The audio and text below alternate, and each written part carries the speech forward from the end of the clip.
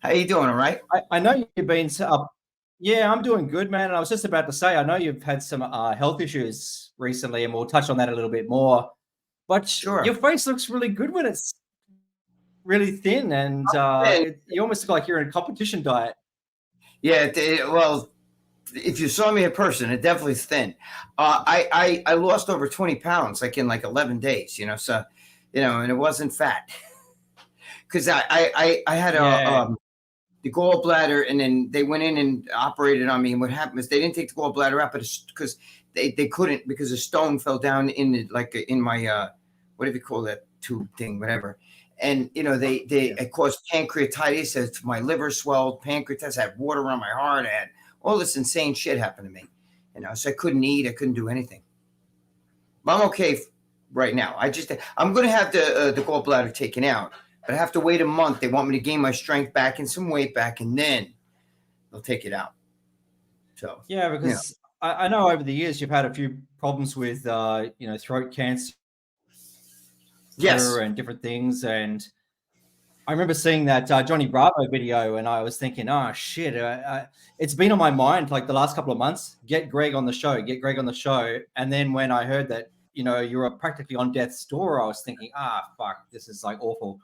yeah. Well, no, I'm good. Yeah. So The throat cancer was bad too. That was a really bad one. But I'm knock on wood. They cut it out of me, and I had the best doctor. I had the doctor who leads the research on that kind of stuff. Right. His name is Dr. yeah, Eric. yeah. And he's out of Mount Sinai Hospital in New York City, and that's where they did all my surgeries and everything. I had like 3 surgeries in 5 weeks to save my life, and he saved my life. But he's also experimenting with testosterone and hormone and like anabolic steroids. So it goes against everything that you hear doctors talk about, right? They're like, oh no, steroids cause cancer. They don't cause cancer. It's the opposite. Growth hormone Yeah, can actually feed cancer, but steroids yes. are anti-wasting, so they can actually Yeah. help somebody. You know what I'm saying? So Yeah. I remember you saying in one of your interviews as well, you were very sick as a child with tonsillitis. And as soon as you started yeah, taking steroids, you had this immune boosting effect, which, obviously if it helps you perceive yourself as being stronger and makes your mind stronger, it's of course going to have a flow on effect to your body. So, well, you know what it is. All right. This is my belief. Okay, I took so much steroids. I took boatloads. And the thing is, people accuse me of synthol and all that shit. I shot fucking steroids in my arms. You know what I'm saying? I'm not gonna lie. It was oil-based steroids, but whatever. I don't care at this point again, whatever people want to think. You know what I mean? That was a yeah, long time ago. It was like 2000, 99, 2000. Anyway, so my actual belief is that I shot so much of that shit in me that my immune system was constantly working to like try to fight that, and somehow or other, both because I never got sick after that. I would never get colds. I never, you know what I mean? I would never get I used to get tonsillitis when I was a little boy. Never anymore. Done. yeah, The throat cancer had nothing to do with tonsillitis. It had to do with HPV. Like Michael Douglas had. But I even told a story about me being in. I worked in a strip club when I was a senior in high school, and where I had my one tonsil that was I was eating this girl out, right? And I remember fucking blood everywhere. And I'm like, did she just have her period? And what happened was my tonsil exploded, but only one side, right? So now all of a sudden the next one swelled. I got sick that night and everything. And I was sitting at the door at the bar, and I went in the back and I had a skewer because I figured, well, that one popped and blood came out, and an hour shrunk. It was all good. So I stuck a skewer in my fucking throat, and I popped one like this, and I fucking actually fainted. You know what I mean? It was so bad, and the blood, it was really bad. But what I'm saying is, it's nuts.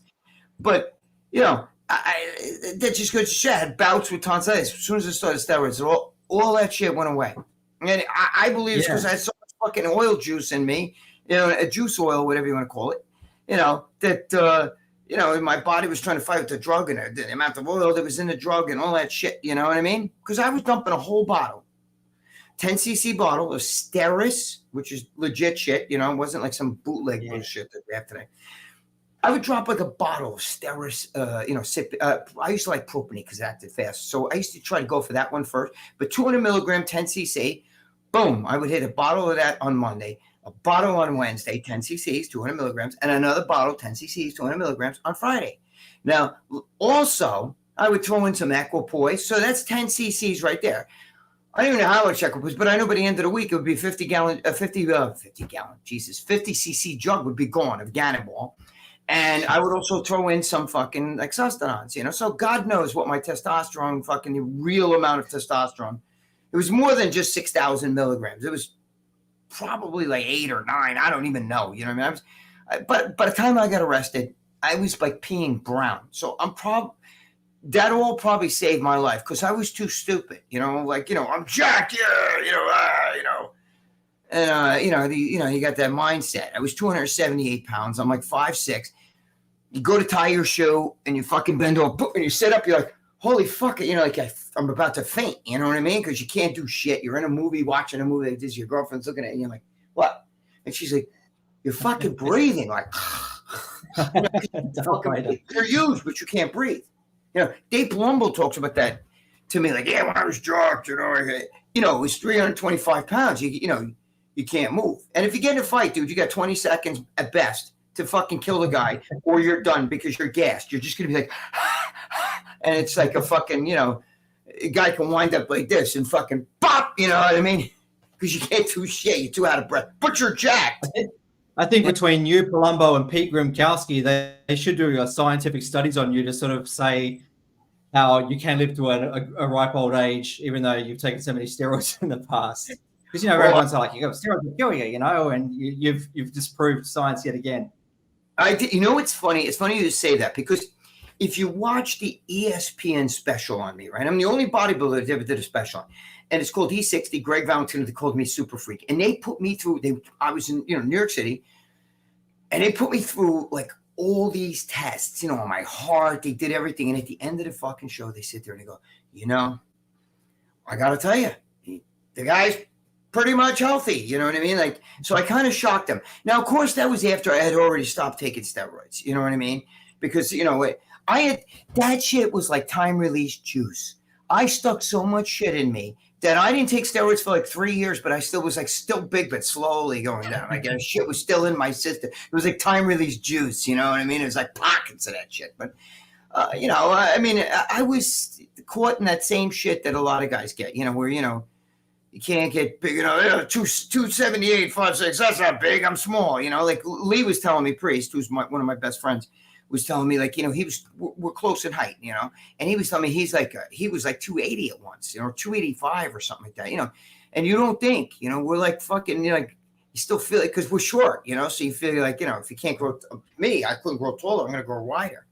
So, but, I'm 5'6" as well, so I know, but I've never been that big, so it's funny. I did a video on Lee recently. I don't know if we ever saw it, but I call the video Napoleon. Because, obviously Napoleon had just come out, and I just sort of thought about, you've spoken before about the Napoleon complex, and I think Lee has a lot of psychology in his history that drove him towards bodybuilding, as we all do. But, I've always wanted to get him on, but I see he's not doing podcasts anymore. So I could probably hook you guys up with him. I probably hook you to up. He's one of my best friends. I love Lee. We're really close. It's funny because I met him back in 97, 98, just by chance. I went to America and I was walking down the street in Venice Beach, and who should I see? Is my favorite bodybuilder of the day, Lee Priest. This is pre-tattoos, and when he was still at his Olympia best, and that was like a dream come true. So he was robbed. He was robbed of his prime. If they took him out of the IFBB just before there was a 202 Mr. Olympia class, he would have won that for a couple of years straight, easily. Yeah. I mean, he was some of the big guys. I mean, I forgot which pro show he won, but he was also placing in the Olympia and everything like that against guys who were big, and he could have easily won that 202 class. But bodybuilding is very political, you know what I mean? And they took him out of the IFBB, and he didn't get a chance to get his throne. My opinion is Lee Priest was the 202 Olympia easily, hands down, especially when it first came to roost, But I know you're honest and forthright about things. Do you believe Lee when he says that he didn't take a lot of drugs and he just coasted by on natural hard work and genetics? Yes, because first of all, if you saw what Lee looked like when he was natural and at 14, same thing with me. There's pictures of me when I was natural. I was 19 years old. Yeah. I was beating men. You know what I'm saying? And plus, I know Lee personally. Like, you know, Lee talks about orgies he's done where he stuck his dick in a guy's mouth and came when he was fucking a couple girls and shit. You think he's gonna lie about taking steroids? You know what I mean? Like we fuck around talking about grannies and shit like that. You think I'm gonna lie about fucking, you know, about the war? I took Synthol. You know what I mean? Like why would I lie? I didn't take Synthol. I didn't even fucking. I was just obsessed with steroids. I just kept taking. It's the same. I mean, you know, if you take a fucking shot of 3 cc's, right? Let's say of testosterone, you put it in your bicep, right? It's not the difference between 3 cc's. With steroid is there's no such thing as Synthol. Guys use MCT oil, whatever the fuck, right? It's the oil's the oil. It still stretches the fascia. It still does. It's just that there's no drug in it. You know what I mean? Synthol. You know, and to me, why would you waste all that delicious? You know, I want the juice, baby. I love testosterone. I never took growth hormone. I love testosterone. I love androgens. You know, I love the way it made me feel. So. You know, but so I believe Lee because I'm not sticking up for him. Okay? Just kind of want to let you know. Yeah, I'm sorry. I was just going to say, I know him personally. I was just going to say, I know the most fucked up shit he's done. Yeah. And, you know, I had his dick picture on my phone and shit, you know, when he hurt his dick, you know, from shooting. You know what I mean? And he tells me stuff. And when he tells me, you know, I did this and that, you know, we don't really talk much about bodybuilding when we're together because we're friends. We talk about everything that friends talk about. But when we have brought it up, I mean, I know he's not going to lie to me. I know what he, you know, I'm not sticking up for him. He's my friend. There's some guys who can get away with that shit. So I'm sorry. I didn't mean to interrupt you, but go ahead. Oh, no, I was just going to say, like, just through the interview, if we do touch on a topic that you sort of say you don't want to talk about, we can always take it out. Or if there's anything else you want to edit later on, it's fine. I try to kind of research my subjects very well and try to go a little bit different on some of the questions. Of course, there'll be some crossover repetitiveness, but I tried to make it interesting for the guest as well, so that we're not asking, what, how many grams of protein did you eat, and blah blah blah. And that's boring shit. Sean, ask me anything. You can ask me if guys want, you know, the still are harping on the Synthol shit and they want to, you know, they whatever. If you want to ask me about that or ask me about you can ask me about fucking whatever. I don't care. You're not gonna. I want people to say that was a fucking good interview. Like I want people to be like, that was great. Yeah. You know, we could talk about anything, stuff that, you know, I have no, my filter's very low and I don't get hurt, butt hurt. You know what I'm saying? Like you can ask me embarrassing things. You can ask me, you know, do people hate your guts or whatever? You're not going to offend me. So let's do it. You know, can we talk about the Leo topic? The what? Leo longevity. Oh, Leo longevity. Yes. I knew Leo. I actually never met him in person, but I knew him through the internet. Like, you know, we used to talk on the phone. I've done his show and we got to be friends again, and we never hung out. But Leo wasn't a bad person. He just had demons. Listen, Sean, if you've been around a lot of the guys in this sport, you know that a lot of them got like, you know, what you see like this. Okay, remember what I said? The movie Bigger, Stronger, Faster. Sometimes the guy you see with the thumb and there's got the middle finger. There's a lot of guys who have really serious mental problems and are fucked up. Okay, a lot of them are on drugs. A lot of them are stuck on opiates. You know, there's plenty. I mean, guys that you look up to, I know that are on drugs. You know, I'm just saying. So Leo was not a bad person. He just had demons, and he grew up in a kind of a fucked up house, you know, with a father that was like, I think his mother was a little off the hook, and the father was a little off the hook of what he's told me. And I don't believe that he was murdered. You know, I don't believe that. I mean, how does a guy die and then fall up against the door of the bathroom? Who got out of there? How did they get out of there? There was a window that was like, you know, this wide and like this big. You know, I'm no detective. You know, I know that sometimes they say, it says on the thing he was murdered. Who murdered him? You know, Tony Huge didn't. I'm friends with Tony Huge. That guy. Yeah. He would not kill a fly if it landed on it. He's such a good man. And he's not a tough guy. He's not one who's like, rip out your neck, shit down all. He's not like that. You know what I mean? Yeah. So, my concern with the whole Tony angle, because I knew Leo very well. We spoke pretty much daily. He told me all the backstory behind the Lucy thing, and we talked a lot, and we talked about his life in Thailand because I served there as well, and behind the scenes with Tony as well. And it just concerned me that Tony's stories changed quite a lot through the whole post Leo investigation, and he sort of said, "Oh, Leo was killed by the toilet," and then there was the reveal about the hookers and the pimps, about how Leo had assaulted that girl, and then one of the pimps was mad, and Tony was kind of like conveniently away from the scene at the time that Leo got murdered, and then the whole kind of being around the police investigation, you saw Tony kind of in the scene, and it just seemed to have too many weird elements going on behind it. I kind of was just wanting to ask your opinion about it, because since you knew Leo, you knew Tony, and I know Tony everybody has opinions on this. Yeah. Let me tell you I met Tony a few times. Listen, Tony had to be there. He owned the house. Even if at the time, if I own this house, I own this house that I live in, right? Even if I was in the California Gold's Gym and somebody in my house died, and it's a mysterious thing, was he murdered? They're going to call me and say, "Get your ass back here. We need to talk to you." Do you understand what I'm saying? It's my house. Mm-hmm. So it's Tony's. Tony owned that place. Number one. Number two, okay, he pissed off a pimp. Then how did the pimp kill him, get him up against the door so they couldn't even get in the bathroom? Do you know what I'm saying? And what did the toilet have to do with anything? What did the pimp say? Did that make it look like it wasn't a murder? What I think is, I was talking to Leo just about a week and a half before he died. He was irate with John Romano. Irate. He wanted to kill him. He's like, I'm gonna spread all this bad shit about him on the internet. And I was like, look, calm down, relax. And he's like, will you please do me a favor? You're my friend. Can you please talk to John Romano? I forgot, believe it or not, I don't even remember what the fuck it was. It was petty shit. John said something on the internet, and it pissed Leo off. And he was very, very irate with him. Super irate with him. I'll kill him. I'll do this. I'll do that. And everything. So Leo had like demons, and Leo fucked around with all that psilocybin. So does Tony, with all that kind of shit, right? And I think, this is just my opinion, I think that again, I could be fucking totally wrong. I was not in this situation. I wasn't there. This is just being around people like him in situations like this. This is my thinking. He was in the bathroom and he was tripping.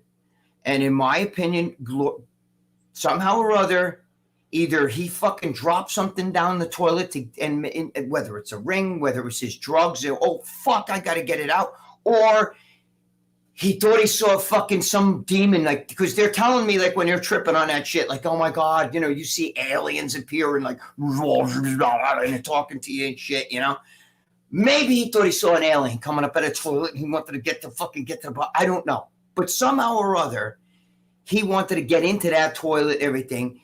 And I think he just tripped. Maybe he smacked his own head, I don't know. But how did somebody kill him, leave him in the bathroom where he was propped up against the door like that? How did they get out of there? Not through a window that's this wide. Dave's like, well, it could have been a tranny because they fuck around trannies over there. And, they're skinny and small. No fucking tranny's going to fit through a window that's a foot. It wasn't a big window. And it's way up. Oh, that's how come the toilet was there, because they were trying to climb it. So you're going to tell me you stand on the toilet and you rip the whole toilet out and all that shit? I believe that I could be wrong. But my assumption is he was tripping really bad. Maybe he overdosed. He had a heart attack. And at the same time, it's like Rich Piana smacked his head off the floor, okay? Or off the toilet, whatever. But I think he took that toilet apart because either A, he dropped his shit in the toilet, and oh, no, I just brought that shit, and he's in the middle of tripping. When you're tripping, you know what I'm saying? So he took the toilet off, or he fucking saw some alien pop its head up, speaking some fucking alien language. That's just my opinion. But I find it hard to believe that he was murdered, and they would just do that like that and just and get out of that apartment and everything like that. I don't know. You know what I'm saying? I could be totally fucking way off. I could be 100% wrong. That's fair enough. I just wanted to know your opinion because I know that a lot of the RX crew, especially, they were thinking one direction, and you were a little bit, you had your own opinions and your own impressions of the situation. So I sort of thought that was very kind of like, you have a lot of integrity and a lot of bravery in that situation. Sean, you know what it is? I try to give everybody the benefit of the doubt, first of all, okay? Especially if I know the person, okay? Like, for instance, you know, Dave keeps saying, I love Dave. He's like a brother to me. I do, okay? But sometimes we disagree.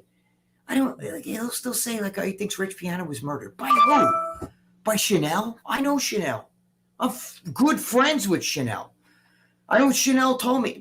There was no murder. He was, you know, partying and doing a lot of shit. He had a bad fucking, you know, heart thing going on. He knew about it. Snorting he really did snort pre-workout. That's no joke, you know. That's lunacy, but I'm not saying that's what killed him. But a combination of things, and he fucking fainted and hit his head on the floor and shit. He wasn't murdered. Dave swears he was murdered. You know what I mean? Like, they think, well, you know, like, they like to think that kind of stuff. It sounds juicy. Tony Huge, you know, big fucking time Thailand drug dealer, whatever the fuck they want to call Tony. You know, Tony's not doing anything that John Romano didn't do in Mexico or anybody else. You know, you know what I'm saying? And I like Tony. Tony is not he is non-violent. If you knew Tony, I know Tony personally, like, you know, he is not a violent guy. He's actually a very good guy, and he really loved Leo. I seriously doubt that he would allow, or he was in on something that might have happened to him. You know, the RX crew, I loved them, but that they like drama. I don't like drama. You know, I give everybody a benefit of that. I think Michael Hearn is natural. Okay, I know people say no way. Lee Priest told me, Greg, I know for a fact he's natural. He's known him. I've always thought the same thing. I've always thought that he's natural because I followed him in the 90s and he was exactly the same look. When white guys take steroids, they age considerably. And I know Mike's had some work done here and there, but fuck, he's pretty much kept the same weight, the same shape, the same look all the way through. Has he had Botox? Probably. You know, maybe it's a little bit. I haven't. I'm fucking ugly, whether, you know, and I'm holding an O'Hearn. I'm going to be 64. But has he had Botox? Probably. I know his wife. I was friends with his wife 10 years before he even met her. You know, he's Mona Morrison. I used to go to her steakhouse with Robbie Duran, Rodney Roller, you know, a whole bunch, Carlo Filippone, a whole bunch of guys. We used to go to her steakhouse, Nebraska Steakhouse. We'd eat over there in Manhattan, in New York City. She's a great girl. I believe Michael Hearn's natural because, first of all, Bob Bonham, who was my best friend, he died, God rest his soul. And he told me he was natural. Lee Priest told me, Greg, I know for a fact he's natural. You know what I mean? He's a big man. First of all, he's like 6'2" or whatever. So he's a tall guy. He's not huge, you know. I mean, for 6'2", he's not huge. He's a big man naturally. He's built, he's symmetrical. He's got a really nice body. And I believe he's natural. I give everybody a benefit of the doubt. Look, everybody fucking, you know, swears I was on, even when I was young, I was on steroids. It was not on steroids. I trained 23 years natural. You know what I mean? And, but not just that, but that whole synthol thing. Oh, no, I know for a fact he did it. I'm not stupid. I know what synthol looks like. I didn't do synthol. Whatever you want to believe. If it makes you feel better, believe it. You know? But I give everybody the benefit of the doubt. That's why they're making fun of me. Oh, Greg, he's a good guy. You know that whole good guy thing. Because I say this guy's a good guy. This guy is good. I just, you know, I don't like. I'm not into the attack mode with everybody. You know what I'm saying? Yeah. And speaking of the synthol thing, I remember like about 20 years ago, you did an interview and you were called the most hated man in bodybuilding. Oh, and now 20, 30 years later, you're like one of the most loved. You're that uncle that everybody loves to hear stories from. And every time you come on, you brighten up a podcast. But why were you so hated then? And what's changed in the meantime? I think because, you know, when I did the TLC show way back, you know, you're talking like this was like 2001 and everything. And I just started working for MD. I started working actually in 2000 right after I got out of jail and shit. But the thing is, I think that I forgot what the guy's name is that wrote that article, but he actually came back to me and wanted to write another article. And I said, oh, now you want to fucking, back after I was already like, you know, Ramblin Freak and all that stuff. I think it's because people saw me on TV and then they see this big fucking floppy arm, that was a hematoma. That had nothing to do with shooting steroids. I drained it of blood. I got hit by my son, who was 9 years old at the time. My son's now 34. Okay, he's intelligence with the American government. He's NSA intelligence. He was Army intelligence, he hit me with a bat. He let it go. So it hit me here. So my whole arm, but it wasn't just the bite, it was everything. And I held it up. It was like a fucking big balloon. And then you see the little blood dripping. I drained it of blood, right? I have the video, the TLC even showed it. And I showed a mayonnaise jar like this filled with blood. There's no oil in there. It was not an infection. It was no pus. It was basically a broken blood vessel, which I had to cut it and fix it. And then they cut the skin a little bit because the fucking skin was like a balloon. You know what I'm saying? But now I understand that people look at that and they're like, that's disgusting. That makes bodybuilders look really bad. But you know what? I look at it this way. Even those guys that you see from Brazil, right? Those synth, I didn't even look like that. I even had veins and shit. But anyway, even those guys, if they want to do that to themselves, who cares? What do you give a fuck? What about people who tattoo their whole face and put horns here? Or if they want to do split their tongue, get this like fucking forked tongue and shit. Who cares? What about some chick that puts 2 basketballs in her fucking tits? I don't find that attractive. I like a little ass. I don't care about tits and shit. But who cares? What do you give a fuck? You know what I mean? It's, if they want to do that, who are you to point fingers? There's a lot of people in this world that will point fingers at Mr. Olympia and go, that's steroids. That's not even natural. That's so disgusting looking. You know what I'm saying? They would rather you show Mike O'Hearn and then you show Hattie, whatever that guy, Shupin or whatever his name is. Most people, girls would be like, I like that. I would love that. Or guys would want to look like that. Guys wanted to look like, in the old days, Arnold was fucking 6'2". I think he was like 225, 230. He wasn't even 240. In the off season he was. But when he competed, he would have been in the physique category today, But the thing is, girls wanted to fuck Arnold and guys wanted to look like that. Now today, forget about it. These guys are like a ripped blob and shit. You know what I mean? And 40-inch fucking waist that's ripped with abs and shit, a giant ass like this that's striated, and to some guys like, yeah, that's freaky, but a lot of people, if you showed that to your next door neighbors or your aunt and uncle and shit, they would say, oh, that Mike O'Hearn, that's a really nice, and even some would say he's a little bit too big, but they would think like that's a nice build. You showed him Hanny Rambo, whatever, not Hanny Rambo, Hanny Shupin, and he's all fucking like this. They'd be like, oh no, that's too much. So just like bodybuilders point their fingers at those synthol guys because they do, it does look silly to me. But if that's what they want to look like, who the fuck am I? Because to a lot of people, the Mr. Olympia fucking lineup looks ridiculous. Oh, that's ridiculous. That's too much. That's overdone. Am I right or wrong? Why? How come you don't see any of those guys in movies, or none of those guys will ever be leading men or any of that shit? Okay, because that's not appealing to the most people. Listen, include me with that. I don't think I'm Johnny Handsome. I say I look like Uncle Fester on steroids. So I'm not pointing the fingers and casting anything at anybody. I'm saying live and let live. If that's what they want to do, then let them do it. If you're worried about their health that much, maybe you should look into fucking all the trend that you're doing and all that other shit, because they're just sticking oil that's forming pockets. Yeah, that gets infected, or maybe that, has other little demons to it, but you're fucking killing all your organs. So, don't fucking point fingers. And that's just what I'm trying to say. Live and let live, And I think that people saw me on the TLC, a lot of bodybuilders, and that's why they were like, oh, he's making the sport look bad. Oh, look at him. That's like disgusting. But I was draining. They mixed 2 stories together. I have the hole in the arm that's on this arm.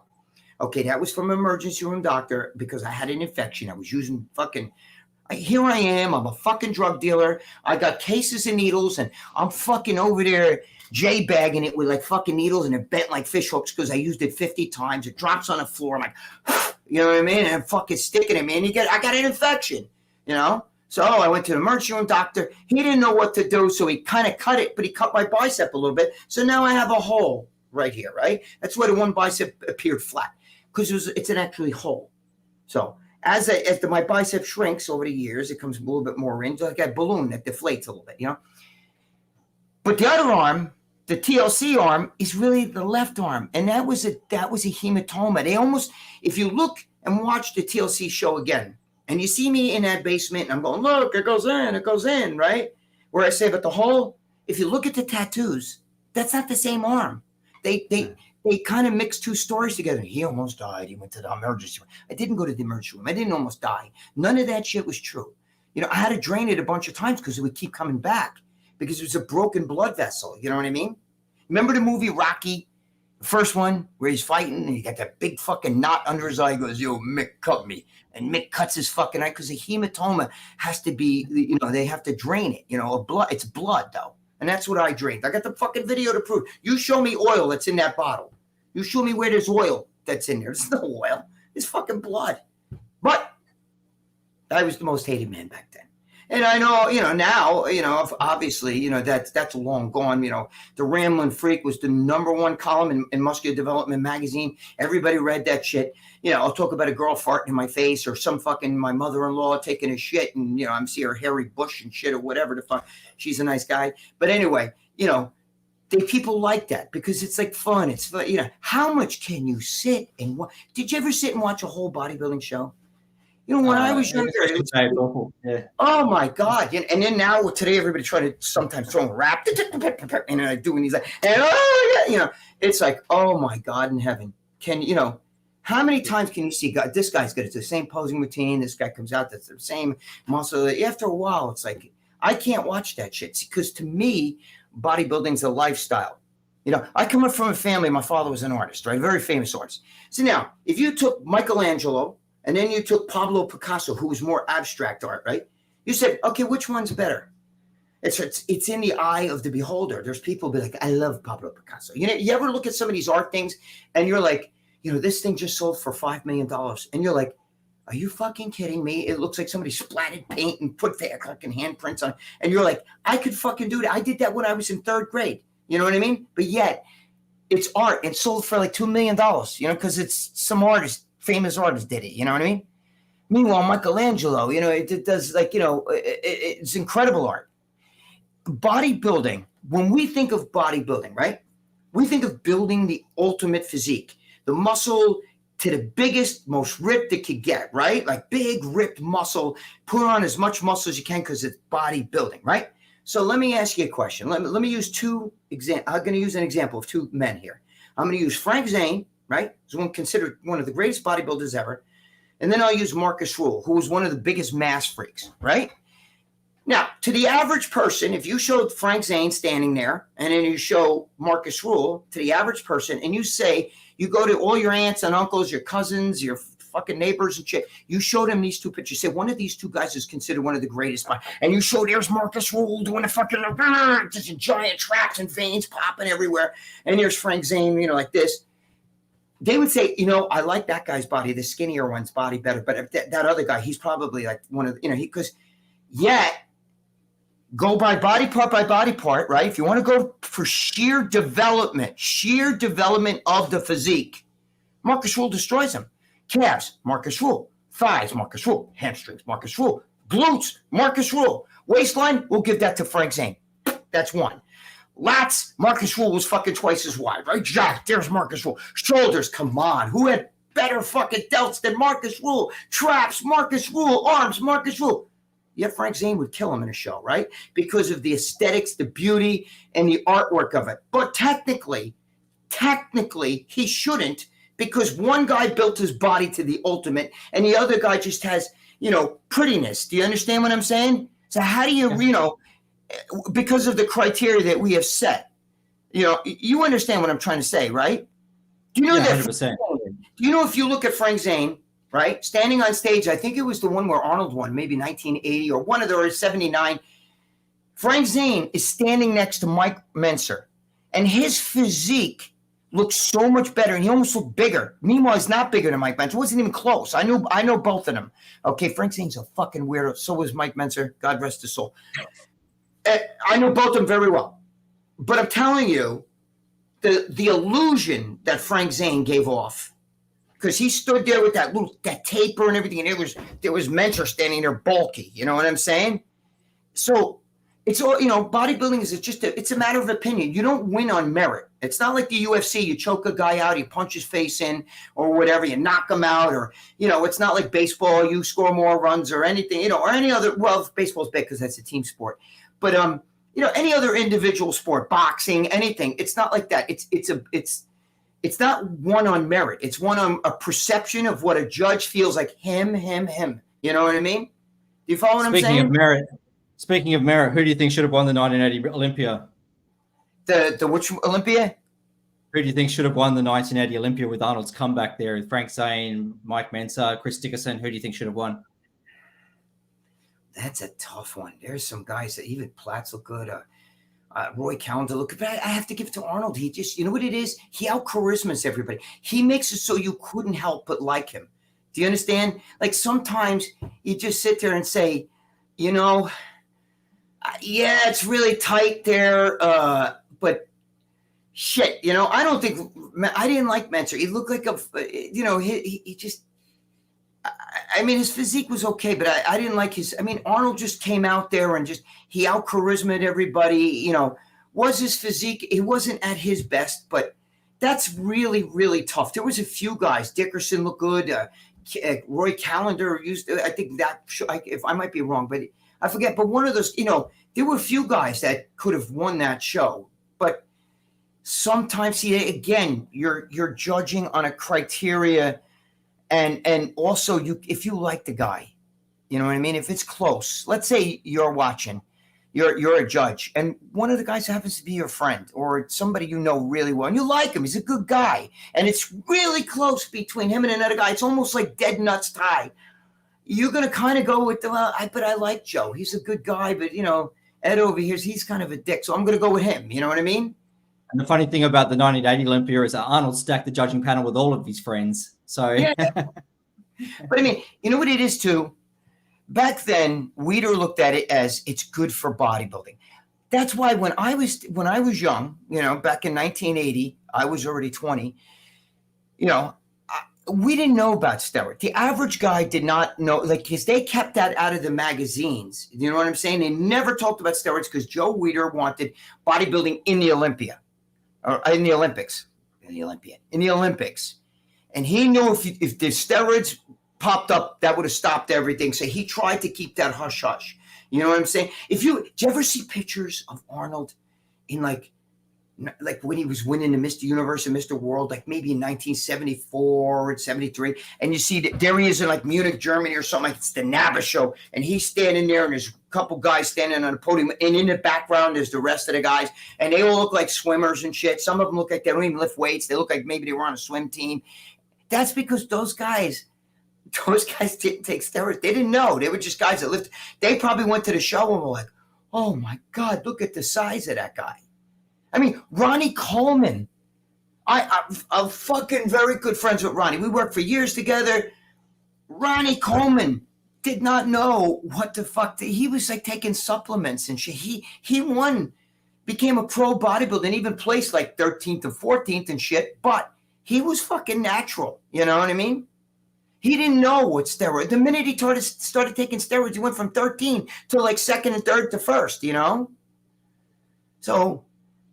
I don't know, but it's just it's just one of those things. But it's good. It was good for the sport for Arnold to win. It helped the sport. He was already crossed over into movies, and it got a lot of attention for bodybuilding, and that's why what they say, like tie goes to the runner. Or, you have to beat the champion, easily. He wasn't beaten easily, so they're going to give it to him.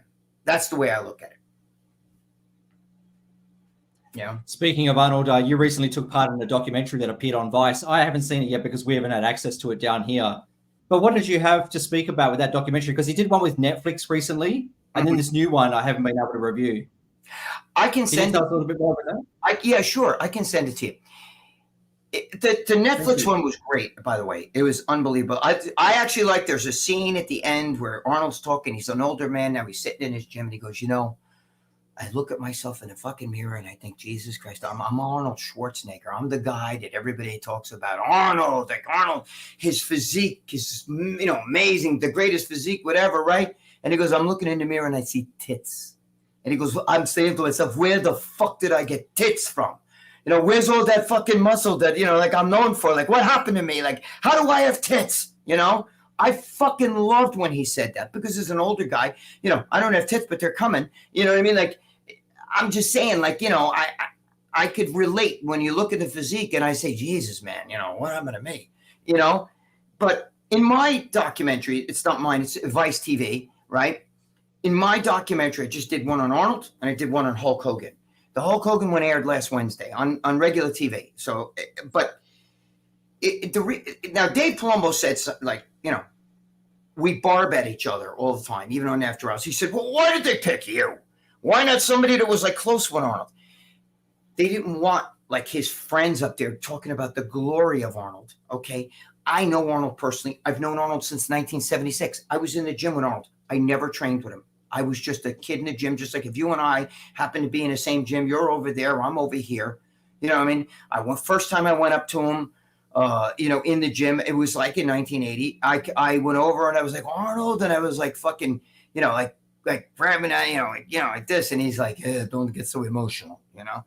But but I know throughout the years now I know him really well. You know, I pranked him actually not too long ago, and I had his son kiss my girlfriend for her birthday, because my girlfriend loves Patrick, and I know Patrick pretty well.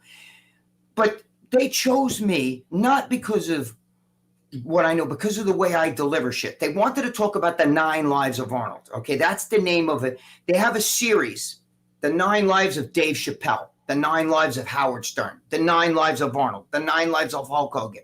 You know, all these people, 9 lives of Sylvester Stallone. They do this because they show, you know, like the controversy, you know, him fucking around, fucking with the, you know, cheating on the wife and all that shit, and they show the glory. And they're saying how these guys, it's almost like saying they're Teflon. And they had me talk about a lot of the bodybuilding stuff. And I'm very animated. Like, if you watch the commercial, you know, like I say stuff like, who doesn't want big friggin' arms? And I flex my arms like that. Where everybody else talks like, well, you know, Arnold went, I remember when Arnold was in Gold's Gym, and, you know, Arnold was over there, and like they're like, you know, so when I do it, I'm very animated. Just, you know, that's just the way I am right now. People think he must be on cocaine. I'm not on anything, man. I'm on fucking diet fucking birch beer soda. You know what I mean? Right there, diet birch beer. Okay. I'm just a naturally hyper guy, but I get like that, and I say crazy shit that just spits out of my brain, and they like that. Matter of fact, I'm doing a lot more TV shit with them. I did a lot more already. They're Antoine Fuqua's people, by the way. So I actually worked with, not him directly, but his production company 4 or 5 years ago. We started working on this one project. You know, when it comes out, I'll take, because I don't want to say anything until it comes out. It's supposed to come out. We'll see. But, you know, even the Hulk Hogan one, like they said, well, what do you think of Hulk Hogan? I said, you know, I remember Hulk Hogan. He was one of those guys, you know, I'll rip out your neck and shit down the hole. You know what I mean? Like, and people love that. You know, he was big, he was blonde, he was tan, and he was jacked. And I say it like that.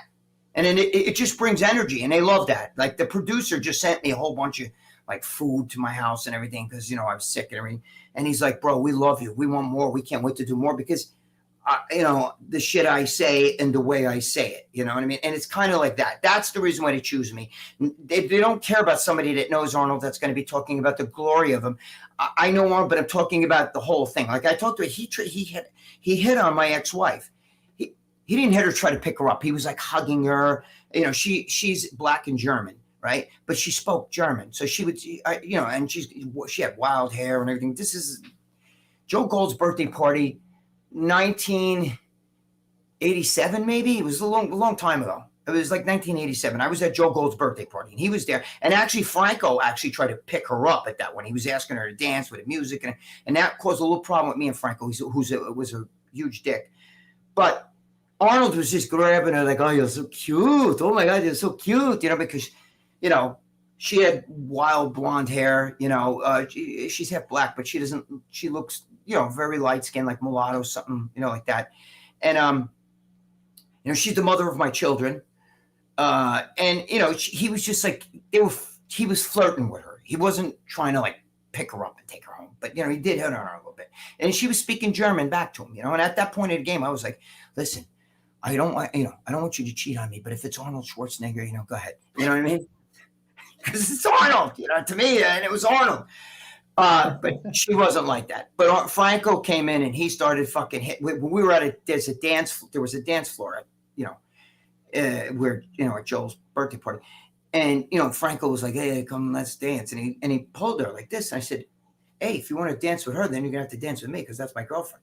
And he goes, yeah, whatever. And like this, and he almost like shoved me, like aside to get to her. And she was like, get away from me. She was like, he was creeping around. So, I got pissed and I went at him, you know what I mean? And then my friend jumped in and it got separated. And then every time I saw him after, I think he would forget that it was me. I'm the same guy, He knew me, but he was fucking weird because I introduced him. I was with Alessandro Savi, who's probably pound for pound. He's one of my best friends. He's, from Italy. I don't know if you know who he is. He's one. Is he the guy that's pictured in your bodybuilding book, the one with the photos? Yes. But see him now. Google him now, how big he is. He's 255. He's 5'1". He was the guy. If you go to my Instagram right now, right? And you look at, there's a couple pictures in. You'll see my girlfriend, by the way. You'll see pictures of her. Everybody's like, I want to see his girlfriend. Her birthday was the other day, so I wished her happy birthday. But if you go to my Instagram, right, it's like 3 or 4 pictures in. There's a video clip of Guy Sisternino, who I know very well. I used to even train at the gym I owned. Lee Priest, one of my best friends, and my other best friend, Alessandro Savi, and they're breaking my balls. You're supposed to be here. You're making fucking excuses. I'm sick. And Guy Sisternino's like, yeah. Like, we're playing around. But the little one, that's Alessandro Savi. He's so big. 255, fucking takes off the shirt. He's fucking ripped big. Pound for pound, I don't think there's a bodybuilder alive bigger than him, pound for pound. Okay?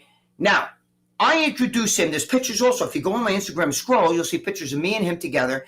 And I'm with Franco, like Franco's there, right? And we're on our show. We're at a restaurant and everything. And I'm talking to Franco. Arnold was there too. Arnold was sitting talking to my girlfriend and Rosetta, who is Alessandro's wife. So we're standing there, and I go to Franco. Franco, listen to me. This is Alessandro Savi. He's from Italy. He won the Mr. Universe. He won the Mr. World. He won the Mr. Italy. He won all the same shows you did. You know what the first thing he did was? He goes, let me see your abs. Because, Alessandro's big and bulky. So I guess he was like almost like insinuating, what are you, fat or something? He grabbed his fucking shirt and lifted up Alessandro's shirt. And Alessandro's like an Italian, like, because he's, this is Franco Colombo. To us Italians, we're like, and Franco's lifting up his shirt. I'm like, what are you doing?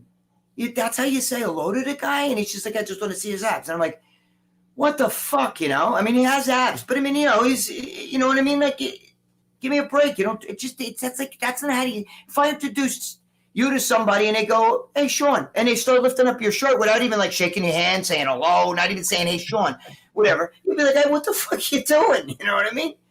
He's just Frank. I was going to say, Franco and Arnold both like to kind of cut down people to size that they sort of thought might have stolen the limelight off them a little bit. And I tell the story, okay, how Arnold is a ball breaker, a huge ball breaker, okay? Because I was very close with Leon Brown, who passed away, God rest his soul. And Leon Brown was one of Arnold's actually the very first guy he ever trained with in America. When the first day he came to America, they met. And Leon Brown's a legend. He's that guy that's in, when you first open a book, Pumping Iron, you see this black dude and he's got they showed 3 pictures of this back with all these apples on it, that's Leon. And, Leon I'd be with Leon, and even Dave Palumbo talks about this, because same thing with him. Leon would call fucking Arnold right there on a cell phone. We'd be in a fucking, like a restaurant. He'd be like, yeah, Arnold, and he'd be talking to him. But he told me, Leon beat Franco. They all trained together. Leon, Arnold, and Franco. The 3 of them trained together back in the day. And Leon beat Franco for the Mr. World, I think it was, right? In a Mr. World contest. So Franco was so incensed about that when they trained, Leon told me for 10 months he wouldn't talk to me. They'd be training together, and they put the weights on, and he would just, Franco just wouldn't even look at him, and Leon would do a set, and Franco would do his set, and Arnold would be like, oh, Leon, I can't believe you look so good for that show. And when Leon would come in the gym, he'd go, Leon, come on. Look, hey, Franco, look, that's Leon, the guy that beat you in the Mr. World. He would break Franco's balls so bad. It was unbelievable. And Leon's an innocent guy. He's like, don't be mad at me. But it's shit like that, Arnold and Franco and Leon would go get steroids, and they would go to this clinic. There was a nurse who fucking loved Arnold, and she would give him like all kinds of shit, right? And he would drive his fucking BMW, and they would have to go around these mountains and everything to get to the place. One time they come out, the fucking cop was giving Arnold a ticket, right, for his BMW. Arnold goes, get in the car.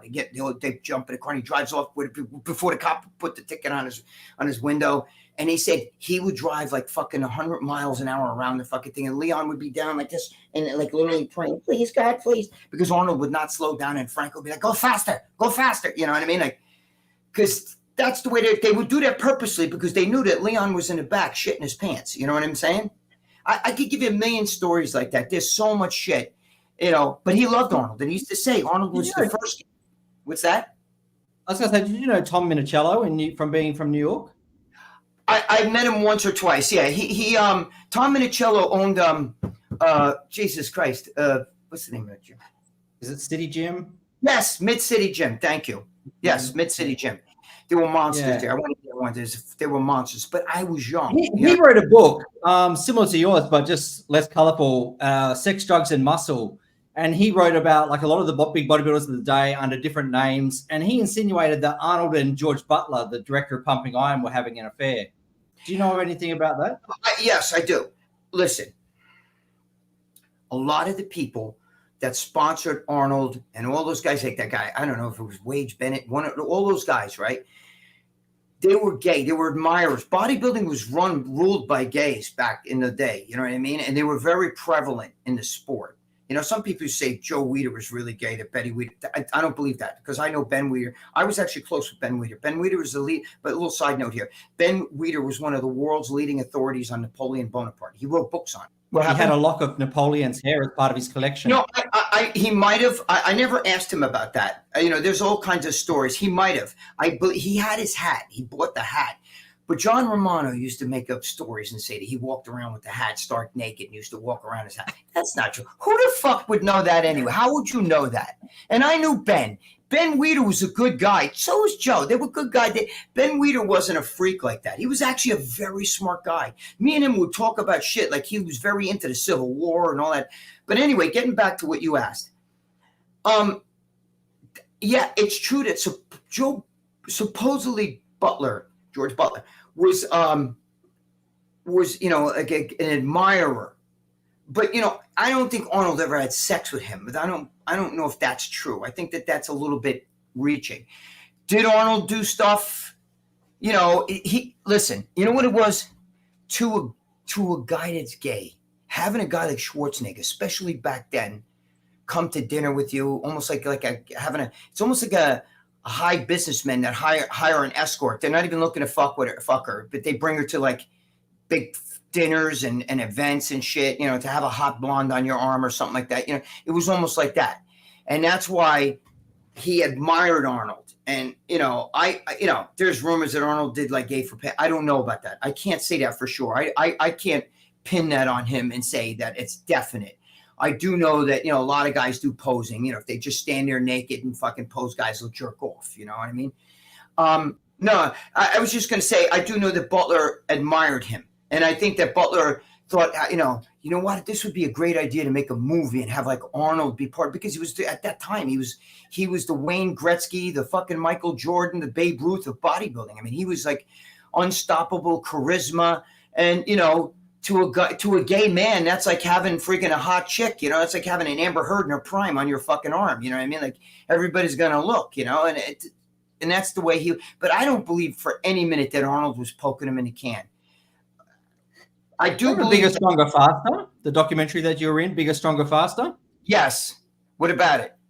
In the scene, there was, they were taking Arnold's pictures off the wall when he was going to be governor. I never found out the backstory for that. Was he telling Gold to take the pictures off, or what? I think that his people were, because I think he was trying to disassociate himself with bodybuilding and steroids. Do you know what I'm saying? Because remember, he came out when George Bush a senior was president, he made, he's the one who had that, fitness council, and they made steroids, Joe Biden is the one who lobbied and got that fucking bill passed, by the way, of anti-steroids. So all you any of you liberals out there, they're like, Joe Biden. Well, you can thank him for the whole steroid being classified the way it's classed. But, they didn't want Arnold associated with all that steroids subculture and everything. I don't think I think his people, they have, Arnold's just the wingman. He's the guy. He's your man. He's the front man. But with all even Trump, there's crews of people behind those guys that figure shit out. No, we need to do this. We need to change that. You need to go. You get this. You do. There's people that call those shots, and they tell him, Arnold, it's for your best interest to get rid of those pictures. You know what I'm saying? We'll have them taken off. You could always put them on later on, but we don't want to associate you with that whole subculture, because back then, remember, Arnold was running as a Republican and a conservative, and liberals, the Democrats, that's their thing. Attack, pick out, find a flaw. You know what I mean? Find that little hair on the egg, and it is, he was a juice head. He took drugs. He's how you want a juice head steroid fucking drug addict as your governor? That's the thinking. So I believe that's the reason why they took it down. I don't think it's Arnold's decision. I think that was something that his people made that decision. It's best for we're trying to get him elected. They're going to use that against him, because the left will use anything against you. You know what I'm saying? If somewhere in your family you had an uncle that was like once fucking murdered somebody, they'll fucking somehow tie you in with that. Even if it was your grandfather's great brother, great uncle who died fucking 50 years before you were born, they'd find a way to tie you in with that. He comes from, this, that, the other thing. So that's what that is all about. That's why I wonder whether sometimes that's why Arnold has gone now so woke and so politically correct, because I think, do they have dirt on him that they could bring out if he doesn't comply with what they want him to do and say? Because he's like a totally different guy to what he was 30, 50 years ago. So was Howard Stern. I think he's drunk with liberalism. I think over the years, a lot of these guys they're around those kind of people. They're around Democrats. They're around liberals.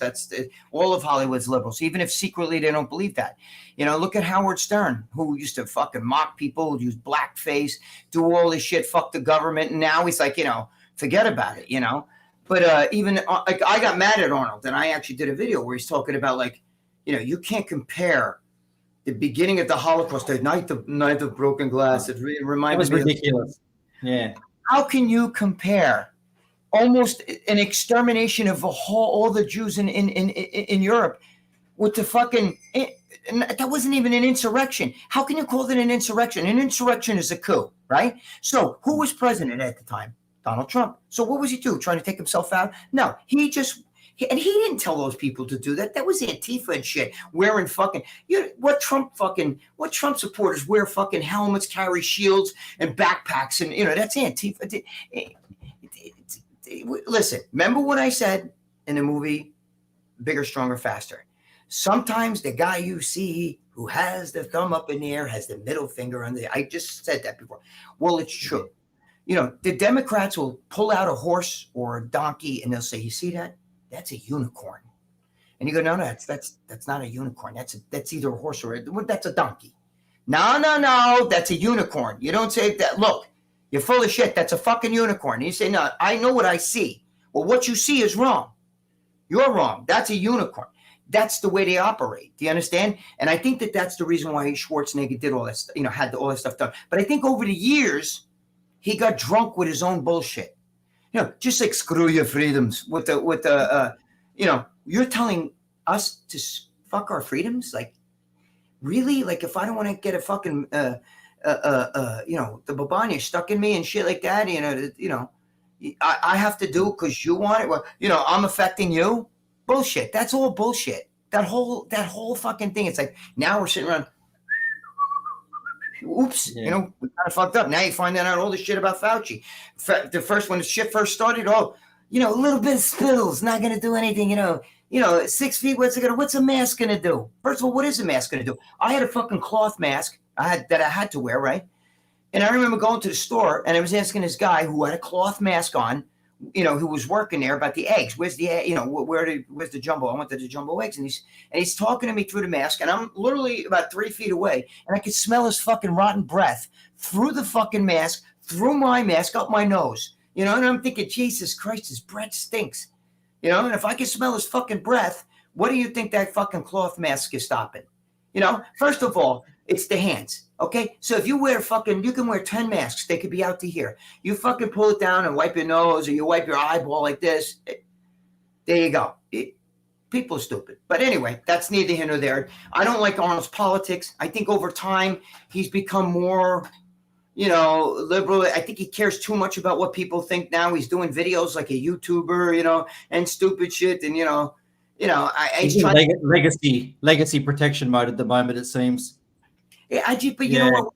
You don't want to ruin your mystique. You know what I'm saying? Like you're Arnold. That's what we know you as Arnold. We don't do stupid shit and fucking. Yeah, we love the old Arnold. Yes. It's like if you did a backflip tomorrow and you started being completely different who you are, it would just rub us all the wrong way. I think because bodybuilders are very set in their ways. I wanted to just touch on Lou Ferrigno briefly because I know that you said many times before he's a bit of an asshole, and there was all that controversy over his father and Andy throughout the years with the lawsuits. Recently, He went through another bizarre lawsuit where he was suing his daughter for elder abuse because, is it Carla, his wife, is going through dementia at the moment, and Lou was apparently stopping her from leaving the marriage and trying to guard all the money, but. By the by, he just seems like an asshole, and no one's ever said anything good about him. But he was always against Maddie Ferrigno. He said that Maddie was abusive to him. There was a lot of stories that came out about Maddie after pumping iron. Was Maddie the bad guy in the equation, or did Lou just seem to flip as well? I knew his father. Look, right here. Wait, where is it? Hold on. Right, where is it? I just had it over here. Did it fall? No, hold on. I'll show you something right now. Where is it? Because while you're searching there, Greg, I'll read a quote what Dan Lurie said. Dan Lurie? Yeah, I know Dan Lurie. Where the fuck did it go? Lucia, where's that plate that was here? I was going to show you. I have a fucking... Jesus, it was right here. Lucia, where's that weight plate that was right here? There was a weight plate right here. I was going to show you. It's Ferrigno weight plate. Matty gave... Matt Ferrigno. I knew Matt. Matt was an ex-cop, so he had that kind of like a military fucking thinking, okay? And sometimes cops can be like, pricks to the kids and shit, a little bit rough on their sons, I think that Lou was kind of submissive. I don't know for sure. So, Lou, don't freak out if you're watching this, but of what I hear, okay? And that his father wanted to drive him a little bit. Like, this kid wanted to be a bodybuilder. Where's my fucking plate that was right here? The Ferrigno plate. The weight plate. It was right here. Right. Anyway, where the hell that fucking thing went? That was just right here. Oh yeah, where did you put it? I don't know. Well, go find it. Anyway, I wanted to show you because I'm sure he used to give me. I would buy equipment from him. And there you go. Take this. Take that. He was a good guy. Like here, this plate here I got from the 1980. Look at Ferrigno. You see that? What? Wait, right there. Do you see that? Ferrigno barbell right there. Ferrigno International, right? This was here. Take this. This was handed to me by Matty Ferrigno, and his brother Andy, and he had a cousin too. I don't remember his name. You're talking 1980, 81. You know what I mean? When I built a gym, and I would buy tons of equipment. He'd throw me shit. Here, take this bar. Take that. And they had the best equipment, bro. They had bars. I still have them downstairs. I'm not talking about just weight, but like that V bar and like the bar with the rings, but they're built better than the shit today. But Matt was I think like sometimes a father is a little rougher on one kid more than the other because that kid needs a poke. You know what I mean? You ever see a fish poke another fish to, come on, let's get going. Come on. You know what I'm saying? And Lou had the potential. He had the drive to really want to be a bodybuilder, but I think he needed sometimes a boot in the ass. And I think that maybe Matt got a little rough with him at times. Maybe Lou mistook the boot in the ass. I don't know. It's not for me to say. I know what Andy told me. You know what I mean? You got to watch because Lou's so happy. You know what I mean? What you say? But your track record is you sued your father, you sue your kids, there's a common denominator there. You know what I mean? I have like, you know, I have the death letter that he actually wrote. Matt wrote. I have a copy of it, right? And it was given to me by Andy. I can never release it and everything because it's really kind of fucked up. But his father was very disappointed, and he went to his grave not happy with his son. Okay, I'm just saying. I liked Matt. I never had a problem with him. I liked Andy. And never had a problem. I never had a problem with Lou. I think Lou's a bad person? I think he's misguided. I think he's got too many people pulling at him, and he does things that are not. Look, the guy I do the show with, Joe Zapata, right? He took his little boy once to meet Lou, and Lou said, "No, you want to take a picture? You gotta pay me $25." And just to get a, can you excuse me, Mr. Ferrigno, can I get my picture? Stuff like that. Do you know when I wrote that article in Muscular Development magazine, I had a fucking garbage bag full of mail come back to me. People sending me VHS videos of Lou carrying on at some fucking expo. You know what I mean? Like, no, telling kids get out of here. No, you gotta pay. Look, I understand when you're at a table. I was once at the table. Well, Muscular Development, when I first started working here, right? We were doing, I don't think it was the Olympia. It was the Olympia. And this is like 2001, 2002, right? And we had the table set, and it was all, the guys who work with Muscular Development. And they had, Steve Blackman had me there, and he put out my pictures. And I was like signing them for free at first, right? And they told me, you can't do that because then you make everybody else look bad. We're charging $10 a picture, which is reasonable, You charge $10 a picture. So I said, I feel funny doing that, but you got to do it because then you make if somebody goes to you and says, yeah, can I get your, these are already pictures. Okay. They're 8x10s. So somebody says to you, can I get one of your pictures? And you say, well, okay, they're $10. They see, but he's fucking giving them free. Why are you charging $10? So it makes it look bad. So they told me everybody, the rule of the table is everybody has to charge at least $10. Okay. So I had to charge $10. So I understand that, but this isn't that. This is a kid in a restaurant with a napkin. Excuse me, Mr. Ferrigno. He's in a fucking steakhouse. Can I get could you sign this for me? No. Or on an airplane or something like that. Can I get my picture taken with you? You got $20, $30, $50. I don't know what the exact amounts were, but that's a different story. You know what I mean? So a lot of that stuff was happening. He's known for that. I don't hate Lou. Lou hates me.